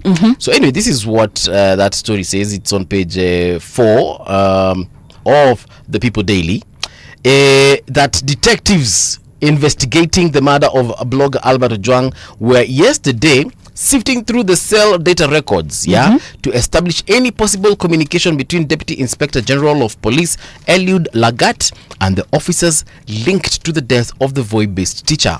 Now, the detectives have called in forensic experts from the Directorate of Criminal Investigations to corroborate claims made by one of the key suspects, that is Police Constable James Muhwana, that Lagat had been in constant communication with some of the officers implicated in the murder, whom he had directed to quote-unquote teach Ojwang a lesson. Sasa kama DIG alikuanga pale amepiga hizo simu, itakuwa ni noma sana. But then let me tell you something, and this might come out as a very strange situation. Me, I'm actually rooting for the fact that maybe someone is being framed here. Yes, I'm actually of the idea that perhaps not everything is as it seems. But then again, let me reserve my observation because I'm a civilian. Me, I'm not an expert investigator as far as crime is concerned, so I'll be lying if I told you what is happening here. The back and forth. The back and forth, every morning tunaamka tunapata evidence tofauti, like is this one person, was it so necessary to have all these things just towards one person? I'm even beginning to ask myself, kwani, what did Albert Ojwang know? What did Albert know that we don't know? Yeah, because that is a lot. Mara this was involved, mara huyu alihusika, mara huyu alihusika. Then what did Albert know that we don't know? You understand? Yeah. Anyway, that is as far as Albert is concerned. Yeah, even before we finish the whole story, there's also some news here about the Ojwang's family, right? Also requesting for ulinzi. Yeah, this is on the Taifa Leo. They're asking for protection. Yes. Oui. On the Taifa Leo, this is what the newspaper says, that familia ya Ojwang yataka ulinzi. Katika ukurasa wa pili wa gazeti la Taifa Leo, inasema kwamba inataka serikali iwape ulinzi wa kutosha wanapofuatilia haki kwa mpendwa wao. Yes, and actually I even saw the family lawyer being interviewed yesterday, and he said even himself, he needs protection. Yeah, because like we said, this is a story of national interest. Yeah. And people want to understand what is going on. And we do not want, again, to lose someone else in the process of pursuit of justice. So that no matter the outcome of this particular case, people will be protected on either side of the judicial divide. Whether it's the victim or the victim's family or even the perpetrators. Protected in what way? So that justice can fully be served. Let's not have people disappearing in the middle of this court case, because it is something that we have experienced before. We have seen it before, whereby witnesses disappear, prime suspects also disappear. Yes, you know, for example, kuna wale watu watatu tulisikia walikuwa kwa cell na Ojwang, ambao apparently allegedly ndio walimtandika in the name of teaching him a lesson. So let's not have witnesses disappearing, especially when they turn from being suspects to state witnesses. Well, mambo ni mengi. Yeah, so I agree. Mambo ni mengi. Wapatiwe your protection. Wapatiwe ulinzi. Yeah. Yes, it is important. Well, on other news, still on the People Daily, page 6. There's a story there about how MPs revised finance bill to avoid Gen Z's wrath. Yeah, of course, they have learned the lesson from last year, and they have seen clearly we are not going to relax, we're not going to relent. And I said, it's not just about the Gen Zs now. Yes. We thank them for opening the door. Yes, but this is it's an old generation thing. Yes, it's an entire generation thing. So watch wafanye what they have got to do, so that now things can be put in the order that they are supposed to do, to be rather. Yes, and actually that is what we are even rooting for here. That the government, the legislator, through the legislators, should listen to the cry of Kenyans, and even Kenyans also. You have a duty. You should also listen. And by the Kenyans participate, easy public participation. Please give out your views. Speaking of Kenyans, can we salimia a few before we cross borders, on to the next hour, which is our last hour? I'd like to give a very big thank you to Franklin Mutaura. Good morning to you, Franklin, and thank you for coming through. Kevo Trati, habari yako. Kinanga Kinaga, or is it Kinaga? Habari yako. Mugambi Bakari Munoru, good morning. Simon Wambugu, how are you doing? Vandy Bills, you're saying thank you so much, guys. Umechambua your story vipoa sana, and especially asking for a conversation with the police officers so that we can come to an amicable solution as far as protests are concerned. Hakuna mtu akana ubaya na mwingine. We just want justice to be served. Julie Jaituma, I'm assuming that's how you say that name. Yes. Good morning. Nicholas Gitonga, good morning. Paul, good morning. Brian Ribon, habari yako. Eric Paulo, habari yako. Angeli Muroki, a very good morning to you. James Mwendia as well, habari asubuhi. Do you have anyone you want to give a shout out before to end to the news? Well, we have so many people who are tuned in, and I see Abdi Samad who's saying good morning, RGK. Abdi Aziz from South Sea saying they are tuned into the show. There's also Presenter DK who's saying good morning, RGK. I'll say good morning to you too. Yeah. Tumefurahi sana that you are tuned in. Yeah, this is where you should be every other morning. Pia Jane kutoka amesema anasikiza kutoka Theka. Theka. Do you remember when did you know that Nairobi had numbers za matatu? Theka was 237. I believe it still is. Kwani zilisha? No. Bado ziko. Yeah, because I know but nowadays it's more of the circles. I know of Kawangware. Number, is it 46? Yes. 46. Yes. I know Kawangware. Ngong 111. 111, yes. All right. Isili, number 9. Is it? And then I think number 9 and 6. Kayola is 1960 or something. That one now I do not know. All right. Yes, so but the different areas wako na hizo code zao. Tunajua kwamba if you want to go to Ngong, unajua unafaa kupanda number 111. All right, here's the news by Samuel Otieno. It's 9 o'clock. Radio generation, the sound is fine. Pump it up, turn it high all the time. Let the music move you, let's sway. Radio G's got your jam all day. Radio Generation, the home of urban soul.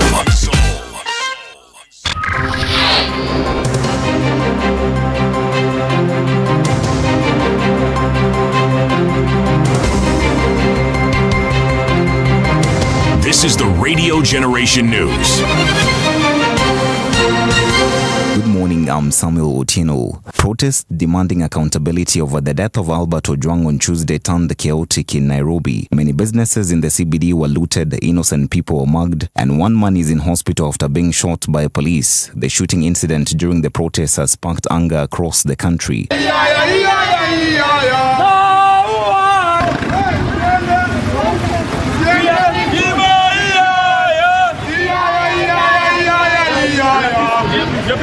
We are peaceful.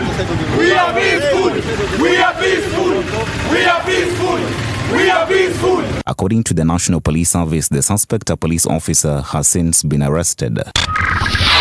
Elsewhere in Parliament, MPs have condemned what they termed as police excesses in the country. This follows the killing in police custody of blogger Albert Ojwang and the shooting of a man during protests in Nairobi yesterday. MP Onesmus Ngongoyo of Kajiado North said police should be used to foster unity and not cause divisions. A country is held together by institutions such as the National Police Service. But we must agree one thing, Madam Speaker. What has happened, for instance, today? A young man selling some items in town has been shot down by a police officer. Selling face mask. Madam Speaker, the young man did not run. He was unarmed.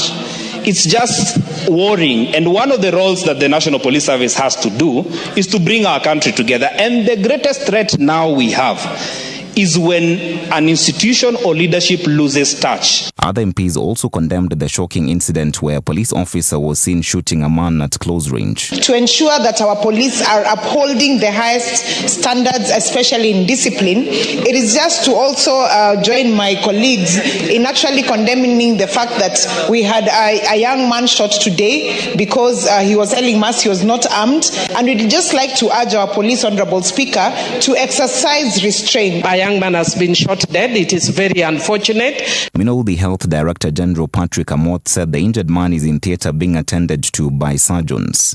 So good, who is an emergency physician.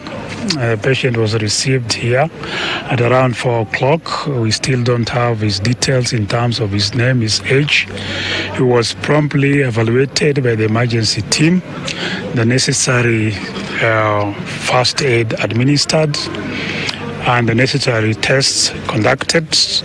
Evaluation by the neurosurgeons indicated that it required to undergo an emergency neurosurgical procedure, and as we speak, 22 casualties were recorded from Tuesday's protests in Nairobi, Mombasa, Kilifi and Kwale counties. This is according to the Kenya National Commission on Human Rights. The commission said the casualties include the shooting of a peaceful civilian at close range in Nairobi CBD, who is currently in critical condition at the Kenyatta National Hospital. The protests, led by civil society groups and human rights activists, were organized to demand justice for Albert Ojwang, who died in police custody. And finally, TikTok will leave for another 3 months in the United States as President Donald Trump is set to extend a sale or ban deadline for the third time since taking office this year. According to the White House Press Secretary Caroline Leavitt, the U.S. President will sign an additional executive order this week to keep TikTok up and running. The popular video sharing app was supposed to be banned in the United States after its Chinese owner ByteDance refused to sell it to a U.S. buyer by a January deadline. And finally, campaigners have criticized FIFA after it appeared to drop anti-racism messaging at the Club World Cup, with some suggesting it may be connected to policies of the US President Donald Trump. FIFA backed no discrimination armbands at the 2022 World Cup in Qatar, and last month held a new disciplinary code to fight racism more efficiently and decisively. So far, however, such sentiments seem to have been absent during matches at the revamped competition in the US, with the world governing body instead promoting a Football Unites the World campaign. And that's the truth on Radio Generation. Good morning, I'm Samuel Otieno.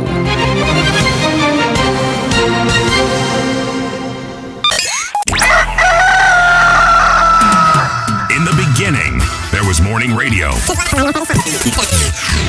But now there is Radio Generations, the People's Breakfast. Curious and bold, getting facts from the shadows. That's what it is. Now, as the city wakes and secrets.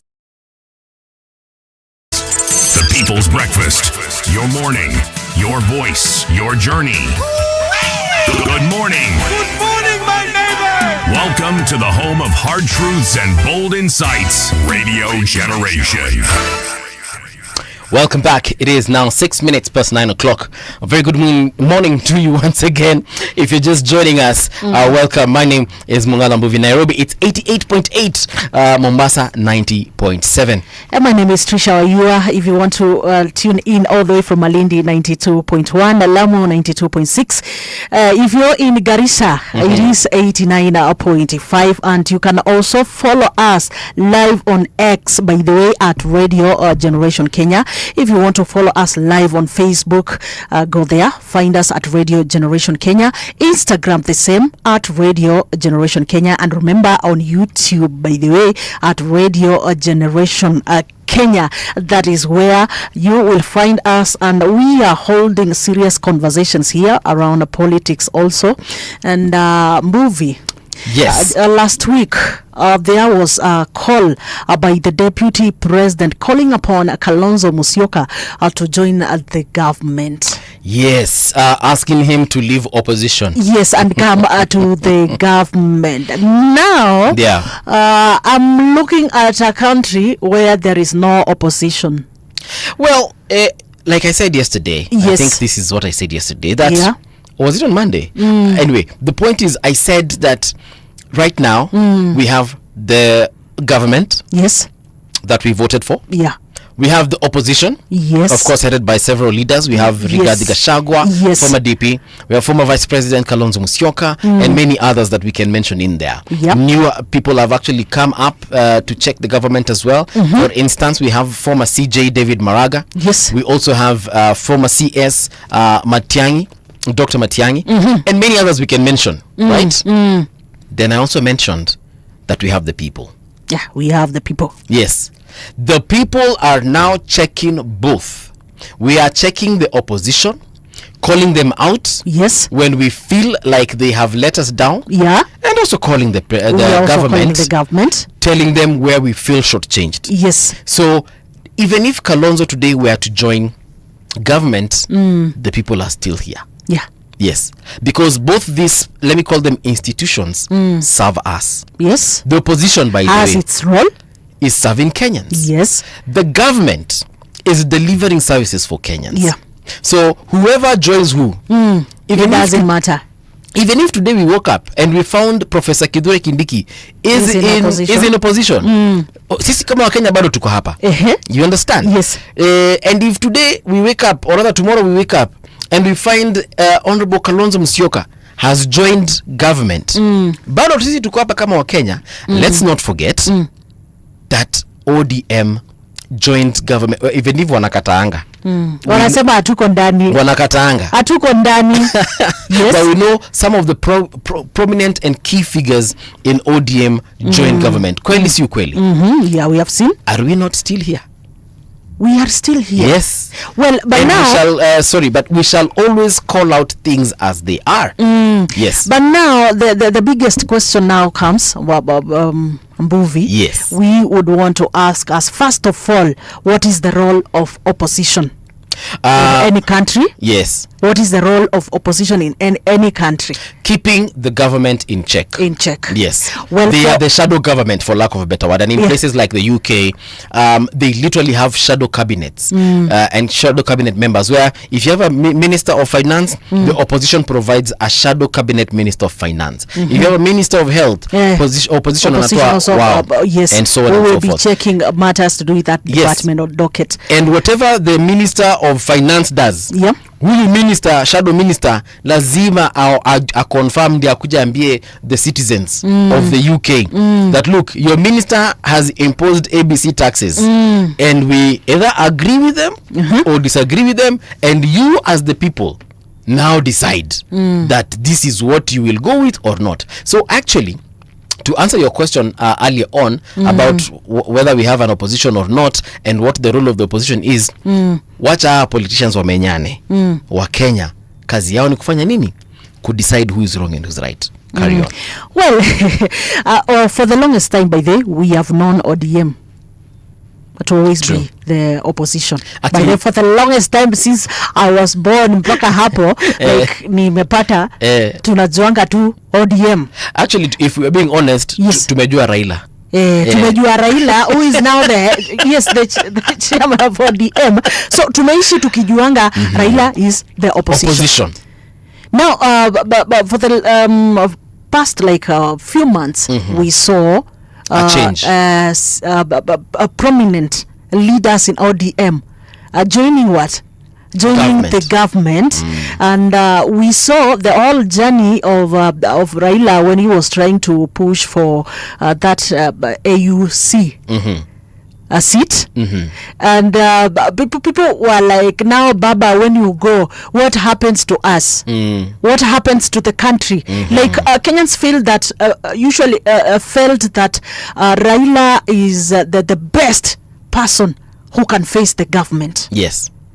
And now when Raila came back, joined now the government through his prominent leaders in the team. Now Kenyans were like, now that Baba amejoin, Yep. na sisi pia tuna join. Ndio. But then there are this other section of people, leaders who are in that coalition with Baba, who steps aside, like the Kalonzo Musyoka Honorable Martha Karua. We have seen several of them now who now staged themselves as now the new opposition in this country. But then we have seen now efforts by the sitting administration through the deputy president trying now to get key people in the opposition now back to the government. And you're right, because the deputy president of Kenya is usually the principal assistant to the president, which is okay. Yes, which is okay. So now, first of all, maybe the question that first you would want to ask yourself is, but do we want, what is this aimed at? What is this aimed at? Well, we are also seeing other people in opposition, like the former deputy president Rigathi Gachagua, tumeona. So now there are some opinions here by two people, let's say answers by two people, because the question was, should Kalonzo Musyoka heed to DP's call, join the government? Okay. So there's one Machakos resident here, his name is Chris Mutinda, who said yes, and this is what he says, that Wiper leader Kalonzo Musyoka should drop his hardline opposition politics and heed to Deputy President Kithure Kindiki's call to join the government. As a matter of fact, Kalonzo is not in opposition by choice. Yeah. Kalonzo is not in opposition by choice. Right. No politician goes to an election to lose. Yeah. Now the Wiper party leader should rise to the occasion and make a decision that it is in the best interest of the Kamba community that he professes to lead. Unlike his colleagues in the opposition, Kalonzo has failed to secure benefits for his people, making Ukambani one of the worst performing regions in terms of development. Okay. He should emulate his long-time friend, ODM leader Raila Odinga, who, although viewed as the face of the Kenyan opposition, what we've just talked, has managed to make the right political moves to benefit his community. Confining the Akamba community to the opposition trenches for successive elective cycles does not do the community any good. What is wrong with working with the government and your region benefiting? That is the question this one resident from Machakos, Chris Mutinda, is saying. So there's something we also mentioned, I think it was either yesterday or the day before that. Yes. Again, we were just talking about the fact that Professor Kithure Kindiki had asked Wiper leader Kalonzo Musyoka to join government. Njoo kwa serikali. Na tukasema hivi. And I think this is also a question you asked a couple of weeks ago. Yes. When we met. Ukauliza, does your leader or leadership need to be in government for your region to get development? Regardless of who is the president, yes, regardless of who is the deputy president, regardless who is the leader of opposition, because just as the president is working for the entire country, so does the leader of opposition, or opposition should be working for the entire country. So fine, there are some regions that we say are represented in government, and that is our politics is. We cannot avoid it. Even in parliament, we have opposition MPs, we have government MPs. Kweli urongo? Kweli. But the government of Kenya has got three arms. The executive, the judiciary, the legislative. Yes. So all these people are in government. Every single MP we have in parliament, every single senator are government individuals. Why? Because their salaries are paid by the government of Kenya. And who is the government of Kenya? It is the people. Unless my history teacher lied to me. So we put these people in place so that they can ensure development reaches us, the people, irrespective of whether we are in government or not. Now, I don't know whether the leader of opposition receives a salary from the government, but whether Kalonzo joins or not, whether Eugene Wamalwa joins or not, whether Jeremiah Kioni joins or not, Martha Karua joins or not, I need services. True. Because you pay taxes. Yes. And you are a Kenyan. You are entitled to that. You need services. Yes. The people of Mathare need services. The people of Kibra need services. Regardless of who is in opposition as a leader, regardless of who is the president of the country. hizi za kuvotiana tu na kutovotiana, we only vote for policies that we have been presented. The manifestos. Yes. Manifesto ya Raila ilirejectiwa, watu wakachukua ya nani?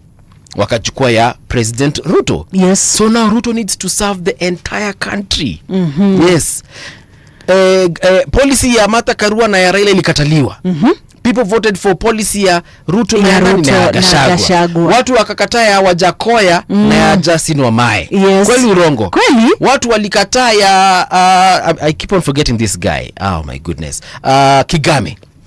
Yes. Right?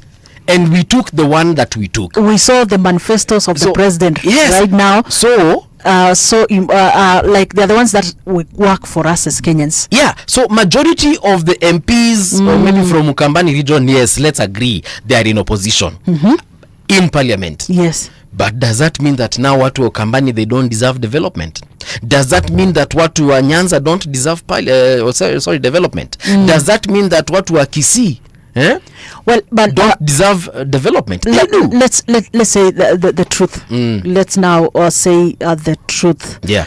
Before the ODM leader Raila Odinga got into the government, yeah, how many projects were being done in his constituency? I mean, in his in home Nyanza. area. Yeah, in Nyanza. In Luo Nyanza, to be specific. Yes, to be specific. I am not in Luo Nyanza, so I'd be lying if I said that I know. Yes. However, we have seen lately the president making several trips. We have seen actually, Yes. and we have seen projects being launched. Yes. Yeah, and I'm happy for the people of Luo Nyanza because I mean, kama mmekuwa mkisafa for all this time, I'm happy that now you're getting the things services that you need. But does it mean that had Raila still been in opposition, these projects would not be done, launched or done? That is the question that we ask. You know, so mimi na ndio maana nasema hii story yote ya Kalonzo join, Kalonzo don't join, that one I think it is for Kalonzo to make a personal decision.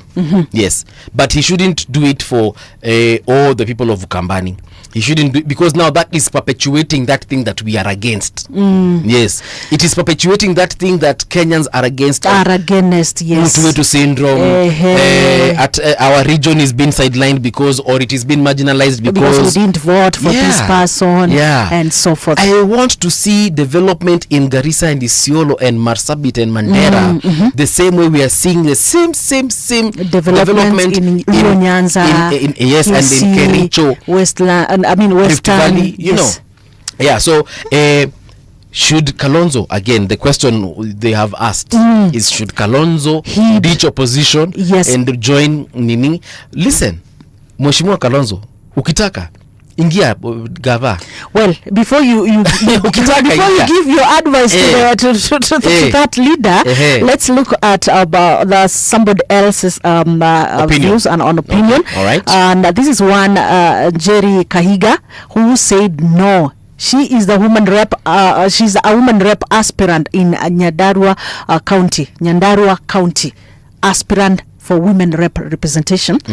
Well, this is what she said. She said no, Kalonzo shouldn't heed to that call, and this is why she says Wiper Party leader Kalonzo Musyoka should ignore the plea by Deputy President Kithure Kindiki to join President William Ruto's broad-based government because it will bring no political value to him.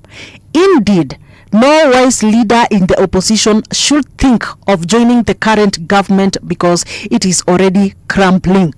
Secondly, Professor Kindiki should know he is a political he has used their word that you can't read out aloud. Well, compared to Kalonzo, then he cannot purport to advise the former vice president who holds incredible CV in leadership and diplomacy. Indeed, by asking Kalonzo to join the government, Kindiki is merely acting as a messenger.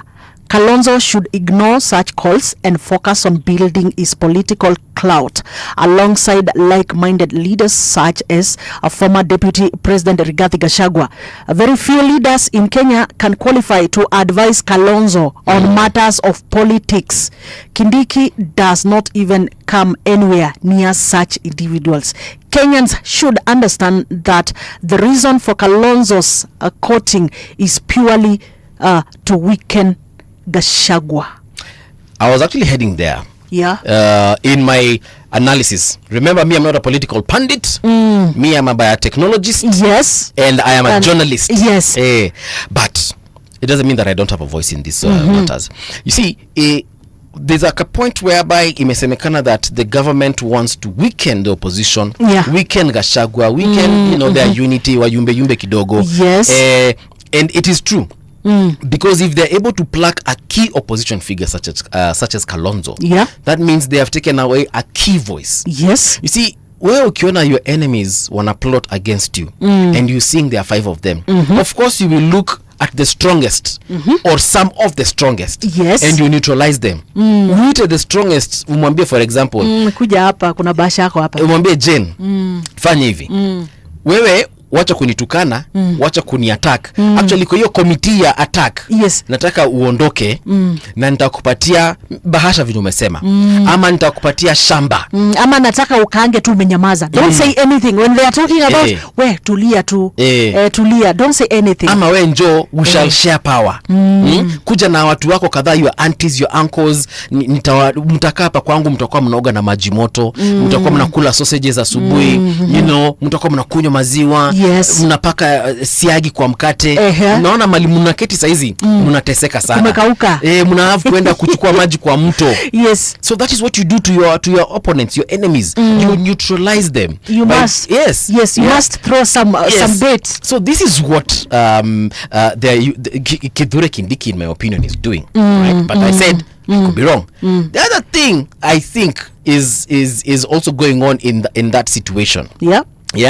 Is they also want to discredit this particular individual, because the moment Kalonzo joins the government, the same thing that happened in terms of the sentiments will start changing towards him, like they changed for Raila. You remember at one point Gen Zs walisema they feel betrayed by Raila. Of course Raila said, he came out and said, look guys, I am doing this for the good of the country. We cannot always be fighting. We need to have dialogue.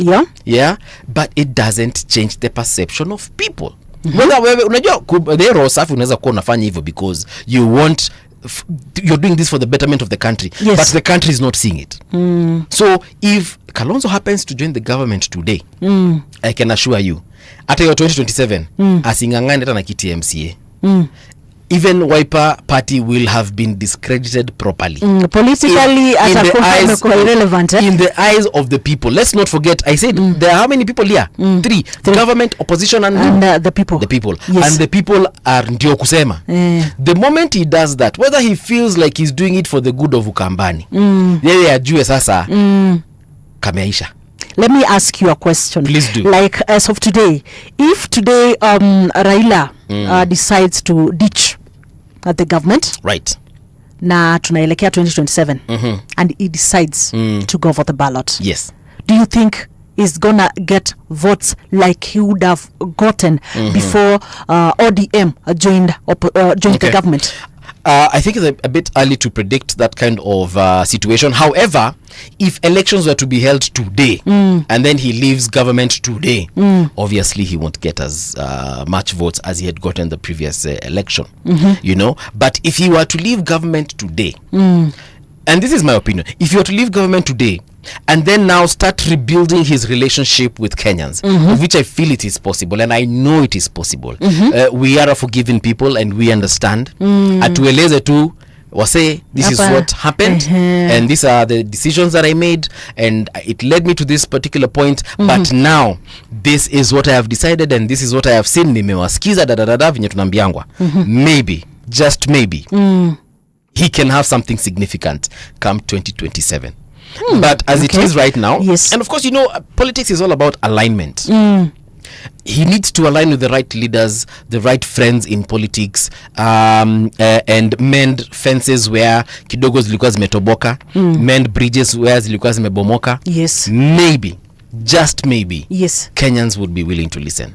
But then again, let's not forget, we might forgive, but we might not forget. Okay, another question. I'll ask you a question. I'm going to interview you. Please do. Because I would like to know if today Kalonzo Musyoka does not heed Yes. that call by the DP to join the government, what do you think this is going to affect the 2027 elections? I feel like the opposition right now, the most vocal person is probably the person that is probably going to get more traction. Unfortunately, that's the country we live in. And currently, former Deputy President Rigathi Gachagua is the loudest of them all. Yeah, let's be honest about it. Okay, he's launched a brand new party just a couple of weeks ago. He's all over the country, just talking to the ground. Na watu wanataka kuongeleshwa kwa ground. It worked for President Ruto in the last election. Yes. Because President Ruto alikuwa anaenda kwa ground. You remember he connected with the boda guys. Yeah. You remember he connected the Mama Mboga. Yes. He connected with the Barakoa traders. Yes. Those are the people that matter. Those are the people who have the votes. Yeah, and when they love you, they'll actually campaign for you. And watu utapata kwa soko argue for you. Wakiambia watu wengine, achana na wayo anakuanga hivi na hivi. Ametuambia atatuletea. Masoko zetu zitajengwa. Piki tutapatiwa. These are the guys who will campaign for you, because the middle class will not campaign for you. No, middle class unfortunately ni watu wanananga tu wanaketi in their vehicles or in their houses wakisema Patricia she's a good guy, she's a good leader, but they won't campaign for you. But boda guys will go out there, will bring an extra vote. Mamba Mboga will go out there and she will campaign for you.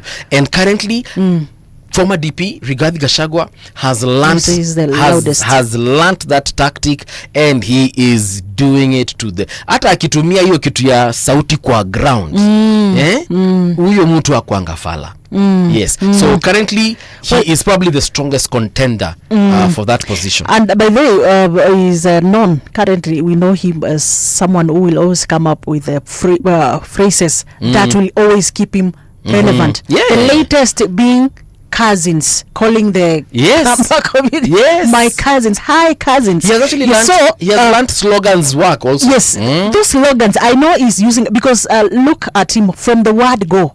When they ascended to power, from there amekuwa anakuja na slogans too. Slogan after slogan, and they're working. Yes, and by the way, and those slogans I realize they do work. Zimempatia good popularity. They do work. Yes. They do work. So Kalonzo and akina Matiangi and Maraga and Omtata, we know he's a loved person. Yes. We know he's a good advocate. He's a good activist and all that. But swali ni, can he do the noise like his fellow opposition leaders are doing? Can he make as much noise as they are making? Why do you think Kalonzo, who is we are expecting as of today? Yes. Because he was the first person maybe to fall out from maybe the government in terms of right now the people who are in opposition, because he was in that coalition that was second in the elections, right? So we are expecting, and he's the one who remained as maybe the key prominent figure in that coalition. Right. We are expecting that as of today he should just be everywhere. Everybody maybe will be talking about Kalonzo Musyoka. Why is it that right now we are talking of Rigathi Gachagua? Why do you think Kalonzo maybe is not so much in these places? It's a good question. Can I answer it after traffic? No problem. Traffic. All right. We are here talking about matters. Our leaders. Hopefully you're joining the conversation somewhere online. Now, I'm looking at the map here of the traffic situation in Nairobi. And guess what? It's looking all green. A few places there's some yellow, or is it mustard? Kuna few places kuna yellow ka mustard kadogo, but nonetheless things are looking good. For example, pale Kamukunji Business Center, as you're approaching where Landis Road, things are looking good for you. As you're also approaching where is this? Edna Coaching Booking Office. Which road is this? Haijaandikwa jina vizuri, but things are okay there. A little bit of Isi Coach Shama? imeandikwa Edna Coach. booking in the parcels office. Enna Oh, Coach. Enna, not Edna. Sorry. I'm wondering. Edna is our producer. Edna is our producer. But Enna anyway, Coach. Enna Coach kunakaa kuko sawa. Pale Railways Haile Selassie Avenue kuna traffic sasa ukitoka town ukitaka kuingia Moi Avenue, a little bit of traffic there, but things are looking good. But that roundabout is usually busy because obviously it is the one serving the entire CBD if you're coming from places like Ngong Road. So we expect a little bit of traffic there. Mombasa Road, as you're leaving the CBD heading towards Bunyala roundabout and heading towards Mombasa, or rather heading towards Mulolongo, things are bumper to bumper. Thika Road, things are okay. Ukifika tu pale ile area yetu tumesema ndo inakuwa na a lot of traffic that is around Ngara. As you head towards town, you need to understand there's a little of a snarl up there. Jogoro the same, just around all the way. By the way, you've talked of Landis Road. Yes, that is all the way from City Stadium. Eastleigh, you know, Eastleigh is a business hub, and a lot really happens there. Biashara iko pale kwa wingi, and that is why you will always find the roads there are slow, especially within the Eastleigh town. It's Eastleigh town, yeah? Yeah. To it Eastleigh Business Center. Yes. Because that is another CBD by itself. Sure. Yeah. It is. Yeah. So you gotta be informed that things right now are better compared to last hour. All right. Do stand by because the conversation continues right here on the People's Breakfast.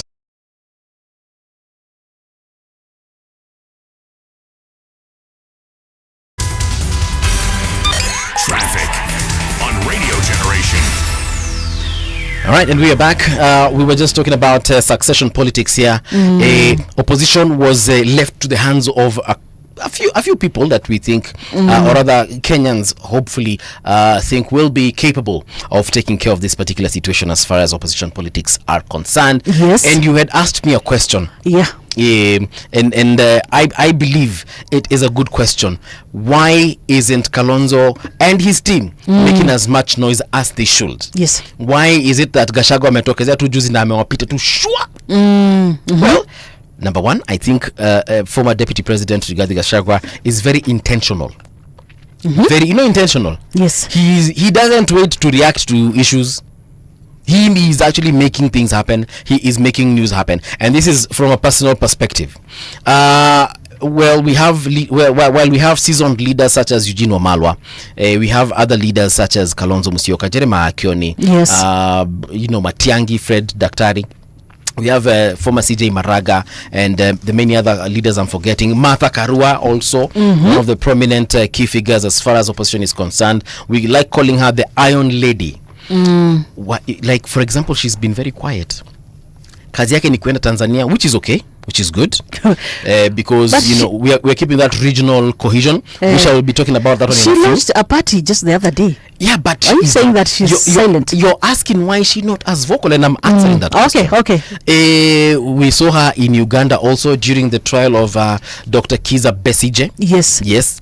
And many other places that she's been she's not focusing on Kenyan politics alone. I feel like she's trying to be a regional voice, which is good, but is it good for her political career in Kenya? In my opinion, no. Mtu kama Kalonzo, I feel like former VP Kalonzo is a reactionary leader. Anangojea protest zifanyike ndiye anakuja anatoa sauti yake. Anangojea Ojwang amefariki ndiye anatoa sauti yake. Anangojea floods or mafuriko or president aseme kitu ndiyo ana react. I think Kalonzo should, if he's serious about 2027, I feel like Kalonzo should be out there. Aende Mandera, hata kama hakuna kitu kinafanyika Kenya, hata kama protests ziko, aende Mandera. And I also feel like he should change his demeanor. Have you watched how Rigathi is doing things lately? Rigathi is very vocal, and not just vocal, but even in his choice of words, even in how he moves, even in the things he says and how he says them. Kalonzo is a lawyer. Yes. Kalonzo is a cultured person. Ni mtu amelelewa kwa heshima na kwanga ametulia. Yes. So that sisemi DP Rigathi hana heshima. Let's continue. But Yes. DP Rigathi knows how to go to war. Yes. And right now the political scene is a war scene. Yes, it's a war zone. Yeah, it's a war zone. Yeah, exactly. Yes. Hapa hakuna cha urafiki. Hakuna wakati wa kuambia ati Patricia kindly please can you kindly, tone down. please. Yeah, You know, yeah. Saizi ni kuambia Patricia nyamaza. Na nakuambia kama ninakupoint vidole.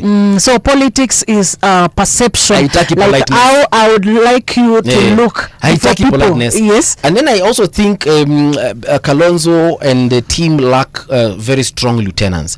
These lieutenants of theirs are actually confusing them, if you ask me. You've just read a statement from, was it an MCA or an MP? These are uninspiring. Mwenye anasema we Kalonzo bana ingia serikali. We need someone to say That is Buddha. not an MCA. Yeah, he's just a resident of Machakos County. But the point is, even Yes. when you listen to other leaders, they also kind of like, telling him, ama tuingie kwa gava, ama unaonaje kase. Yes. They need to come out very strongly and say no.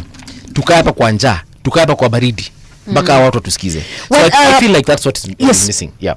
Sorry, sometimes back, we had an opportunity to meet the Honorable Kalonzo Musyoka, and then this question was asked about like, why are you so conserved? You're so cultured, Umetulia. umetulia, and what we are seeing in our political scene. Yeah.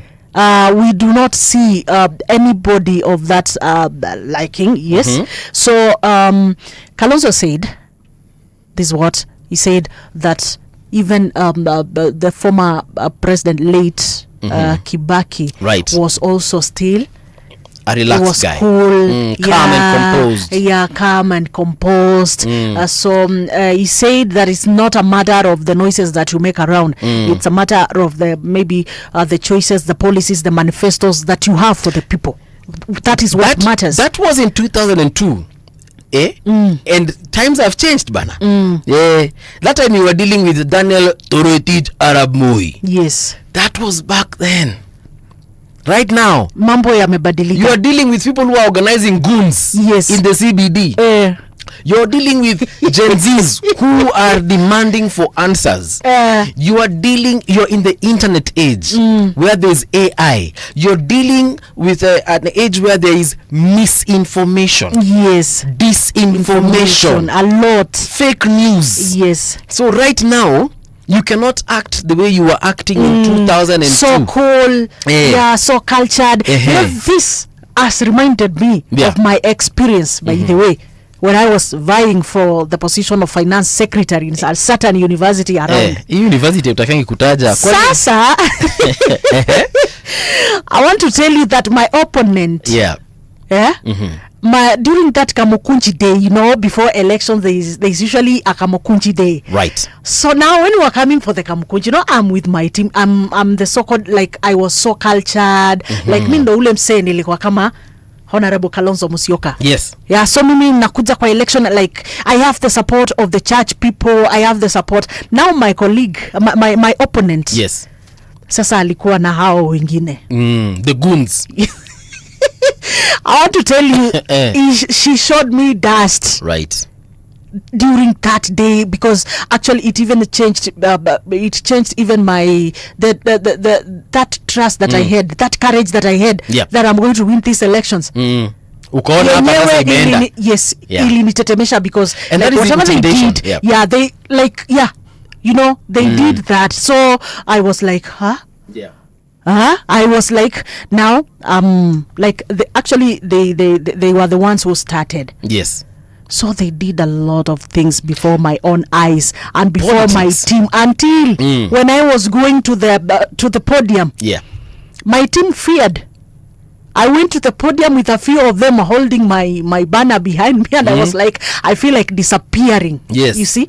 So, And that is why you need to be very careful Yes. when you're getting into politics in any country. Yeah. And also in that country, getting into politics in regions. yes. The way politics is done in say Nyanza is not the same way it's done in Ukambani. Yes. It's not the same way it's done in Kisii.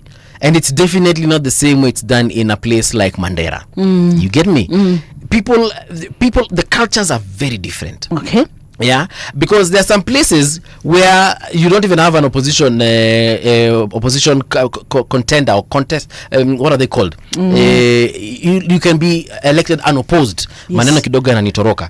But you get, so in a place like that one, it depends on how you campaign. You can go door to door. You can just put posters, or you can put an announcement on radio, and you will win votes. And you'll get, so you'll get votes. So you feel Kalonzo has a lot to still work on. And Kalonzo is a seasoned politician in this country. He has been in politics for as long as probably I've been alive. You know, so he needs to reconstitute his strategy panel.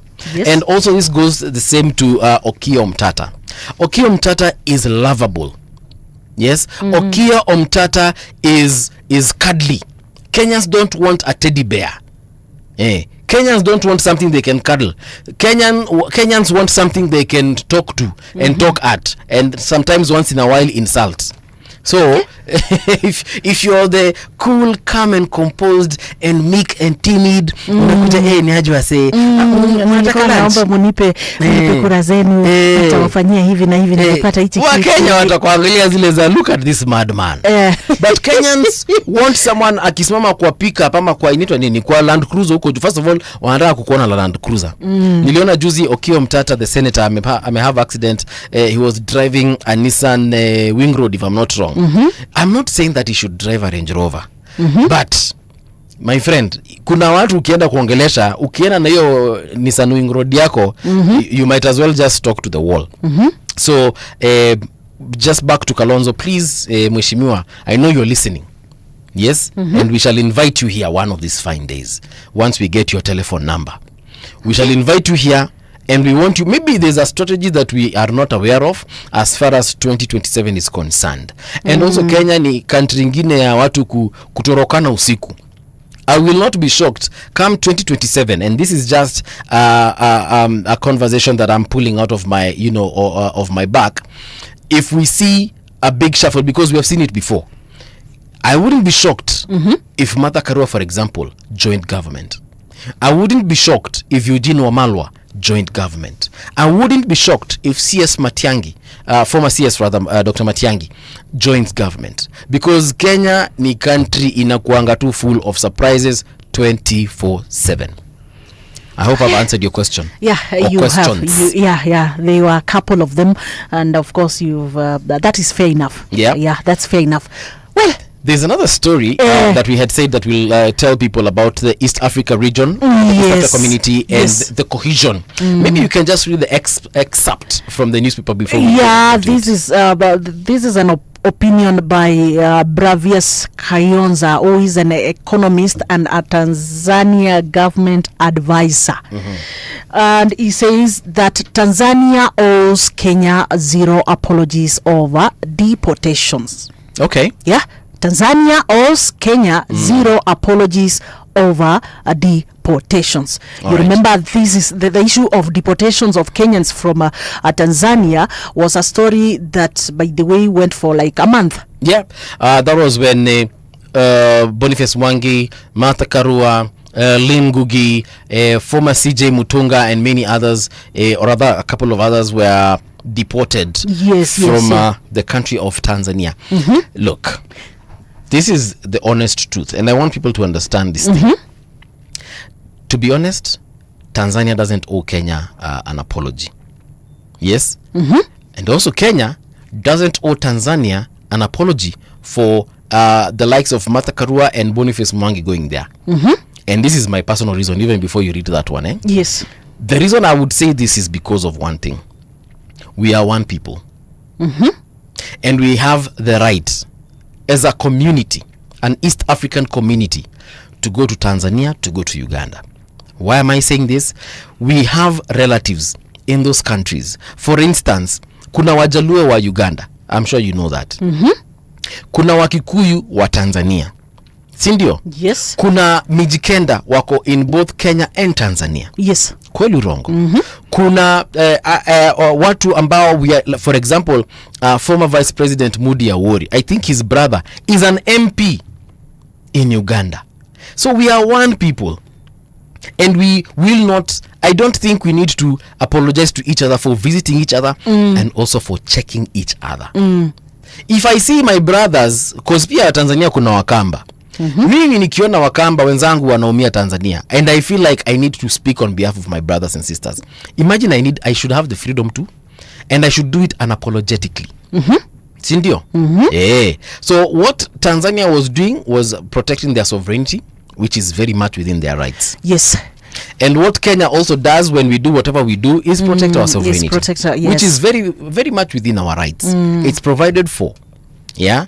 So yes, I agree with the right of that article. Yes, this is what he says, because I'm just going to pick a few of his work here, and this is what he says, that Tanzania did what many states have done and continue to do to protect its sovereignty. This wasn't about muzzling free speech for the sake of it. It was about asserting national dignity in the face of calculated provocation. Right. Yeah? No country, no matter how democratic its dressings, permits foreign nationals to walk into its territory, participate in politically sensitive cases, and then expect to be treated like welcome observers. That's not how sovereignty works. Not in theory, not in practice. Again, he says, look across the globe. He has given the example of United States. The self-declared beacon of democracy, Yes. has denied entry to individuals perceived as undermining its national security, all involved in contentious legal matters. He has given several examples in his article. He has also given an example of somebody from Palestine who was denied a US visa in 2019 over his views. He has also talked of Australia, devoting a Novak for breaching COVID protocol in a politically charged storm. Like, he has given several examples, and he goes ahead and says that this is not only legal, it is standard practice. Article 15 of the Tanzanian Immigration Act is clear on this point. It says that due process does not require an open trial. When foreign nationals are removed under immigration or national security grounds, it's a prerogative exercised in the sovereign interest. You hear? Let me ask you a question. Yes. Have you ever seen a Chinese national? Yeah? People's Republic of China. Umeiona a Chinese national going outside their country to protest in any country? Have you seen them in Japan protesting or saying things or doing things or putting up placards? I will tell you for free, you will not see them. You will not, eh? You will not. They might protest in their own countries, or rather in their own country, but you will never see them outside China protesting here in Kenya, sijui rights. You will never see them. You will never see them attending court hearings. Yes. And I'm not saying that what Boniface Mwangi and the team did was wrong. Me personally, I support them. Because I said I will always speak out for my brothers and sisters anywhere they are in the world. But you will never see a Chinese national doing that. Why? It is because their culture first of all, and the way they've been brought up and the way they've been taught, they will never do that. Maybe it will happen in the future, I don't know. But as for now, they haven't done it. Okay. And in the near future, they might not do it. Well, so number one, even any other person from outside China, for example, Lawyer Patricia, you will never go to Guangzhou and protest. And start protesting. My friend, if you want to disappear, do it. The 12th protest, by the way, the 12th June protest the other day. I saw some mzungu in the streets. Wazungu watu mazoea. Wazungu hawana shida. I saw him. You will see an American somewhere. You will see a German somewhere. Yes. You know, because again, their cultures are different from ours. Yes. But you will never see someone who's not a Chinese national protesting in China. Okay. So hao wanaelewa sovereignty yao. And every other country in the world Yes. needs to understand that sovereignty. Well, there's this final one where he says, and while we are discussing rights, let's remember that rights are not without limits.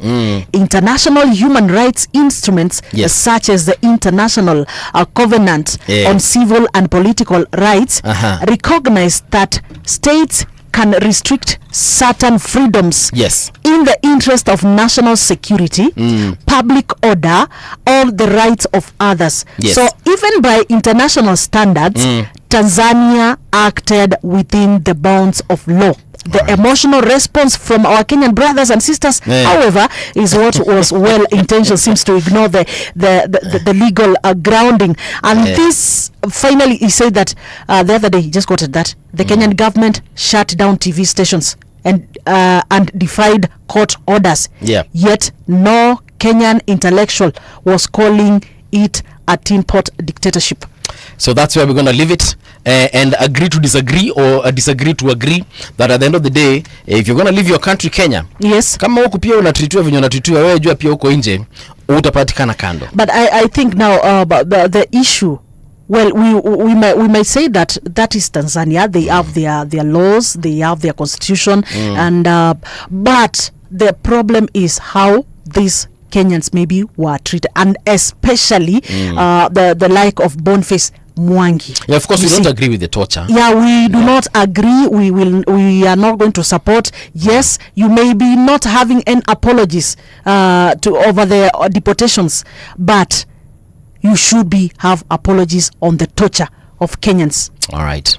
That's where we're going to be leaving it, because we're just about to exit. But before we exit, we want to introduce you to a brand new show. It's going to be coming up at exactly 10:01. So once we exit this studio, please don't exit with us. Mubaki hapa. And I'd like to introduce you to the host of that show. I am talking about none other than a very good friend of mine. Jamaa tumefanya mambo mengi sana na yeye. Zingine sitasema hapa kwa sababu tulioa pamoja.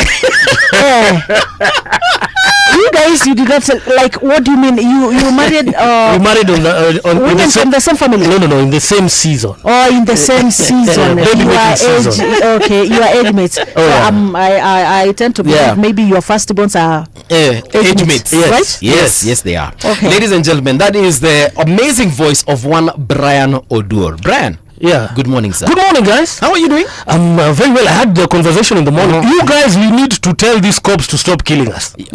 Let's just start there. Yes. Number one, shooting someone at point blank range cannot be allowed in 2025. Unacceptable. Yes. We cannot do this. The National Police Service cannot do this in 2025. Agreed. And I hope you made that clear. We made it very clear. And we said we actually need to sit down with them and discuss how we're going to be doing protests, because clearly it's like we're doing something they're not agreeing with. Will you join me for the protest? Because I'm going to be there. I'm going to join you for a conversation about protest. Not protest, yeah, not protest, because of course a conversation about protests. Yeah, a conversation about the protest. This is what we said. Yes. This is what we said regarding the protest. Yeah. There is a duty. There is a duty for the Kenyan, that is a citizen. There is a duty for the police, the government. Every one of us has a duty to ensure peaceful protest in our But country. we don't, as citizens, we don't have a duty to die. No, we didn't say that it is a duty to die. Yeah. You need to understand what we said. Patricia, I think we just need to tell these cops. Yes. We are not doing this dying thing anymore. We are done. Okay. Imagine there's actually one that has happened yesterday again. In Tala. Tala? Yes. Not the one in the CBD? No. Yeah. There's one in Tala where a young man has been killed in a police station. I'm going to show you the video after this. Okay. Enough is enough. We need to come out and say, stop killing us. Yes. All we want to do is have a government that is working. We want a police service that ni utumishi kwa wote, ama the slogan is what again? Ndio hiyo, utumishi kwa wote. Utumishi kwa wote. Kama ni utumishi kwa wote, si utumishi kwa wote wa kifo. We need to stop it somewhere. Si kifo kwa wote. Yes. Brian Odur, welcome to Radio Generation. Thank you very much. What is your show going to be about, and for how long are you going to do it? Like, is it from 10 to 1, 10 to 2, 10 to what time? It's actually 10 to 1. What we are going to do from 10 to 1 is build memories. We want to bring back those days you'd walk into a room and listen to some good jams like James Brown. Remember Exactly, some Michael Jackson. Michael Jackson. Exactly, and also I got lunch. on my show, man, we have a segment there called the Lunchbox. So on the Lunchbox, you just call and tell me why you need the lunch. You don't need a reason. Just tell me, I need the lunch because I'm hungry. Right. I need the lunch because today is one of those days I just need lunch. Yeah. We also have something there called No Shame is the Game. What's the most shameful thing you've done in the I can't say it right now. I am not going to say it. It is I don't know. shameful. That's something shameful. Something is shameful and you want us to say it from air. Sure. That one is for your listeners to call you and tell you. Exactly. Not for me to tell you. Oh yeah. So we have one also called the highway heartbreaks. Yeah. So us guys go through everything on the roads these days, right? Have you ever gotten into public transport and there's a lady crying next to you and you asked her what's the problem and she's crying cause kuna kabuda kajatuma pesa? Yeah. So she doesn't have transport. Exactly. She doesn't have a house rent. Oh yeah. And then the best thing about this show, all the way till 1 p.m, we are going to be getting text requests. Okay. So if you love the 70s, the 80s, the 90s, we have you in it. We're going to be playing for you all those jams. And guess what? The best thing about this one today, move, you see how I'm excited? I can see. The best thing about this one today Yes. is because it's going to be a flagship radio segment like no other. Yeah. We're going to play music. We're going to have talk. Wow. And we're going to even to get to one-on-one. It's too cold to be alone. Something I It's too picked. cold to be alone. Yeah. Something I picked and I would want to participate is that lunch part. Oh, the lunch part. That lunch Oh part man, of your show. I have brilliant stuff. You need to give me some Wakenya. Like, what should I do? To get the lunch. Yes, to Just get call me that and tell lunch. me how your day is going. How's your day today, Patricia? Great. Then you have Like lunch. right now, I've not taken breakfast. You need Then to. you have lunch. Oh wow. See me after my show. I'm going to buy you Yeah. that lunch. Oh wow. I am definitely working with this guy. Sitoki hapa. Eh. Not anytime talking. soon. Not Myself, anytime I'll soon. stick around until you're done with your show, and of course, I'll listen. And it's always a pleasure getting you guys in studio every morning. Yeah, It's been a long time coming. I usually see you just sneaking around the office over here ukituchungulia kwa studio. Si tunalipwa tukuje kwa ofisi. Ni kama unataka kuingia hapa useme vipi. Now you have your own show where you're going to say all that and much more. Oh yeah. Yeah. And basically what we're going to be doing from 10 o'clock to 1 p.m. If you're in the office, you're chilling. You know there's a lot of pressure right now. Sure. And it's Men's Mental Health Awareness Month. Yeah. I'm going to be talking to a lot of men, asking you what the problem is. How can we fix it? And guess what? At Radio Generation, we take care of all of that on the mid-morning on the Retro Box. That's the name of the show. Retro Box. Yes. No matena sana. Where can we find you on social media so that we can You can find me on the Radio Generation pages. Yeah. Get me on Twitter, get me on Facebook, get me on Instagram. You can get me on Brian Odor as well. And if you're feeling extra charismatic, you can get me on M-Pesa 0702. Wow. Wow. Easy saidia Kenya. Amekuja kuchanga pesa. Anyway, we have got to go. Yes. We literally have seconds so we can exit. Winnie Maganga is coming up with the news in a couple of seconds. Definitely keep it tuned. Brian Odor is going to be taking you all the way till 1 o'clock. But for Tricia and I, we're going to be seeing you tomorrow bright and early at exactly 6 a.m. all the way till 10. Follow me on my social media pages at Tricia where you are Asta Luego. Twende kazi. It's 10 o'clock. Radio Generation, the sound is fine. Pump it up, turn it high all the time. Let the music move you, let's sway. Radio G's got your jam all day. Radio Generation, the home of urban soul.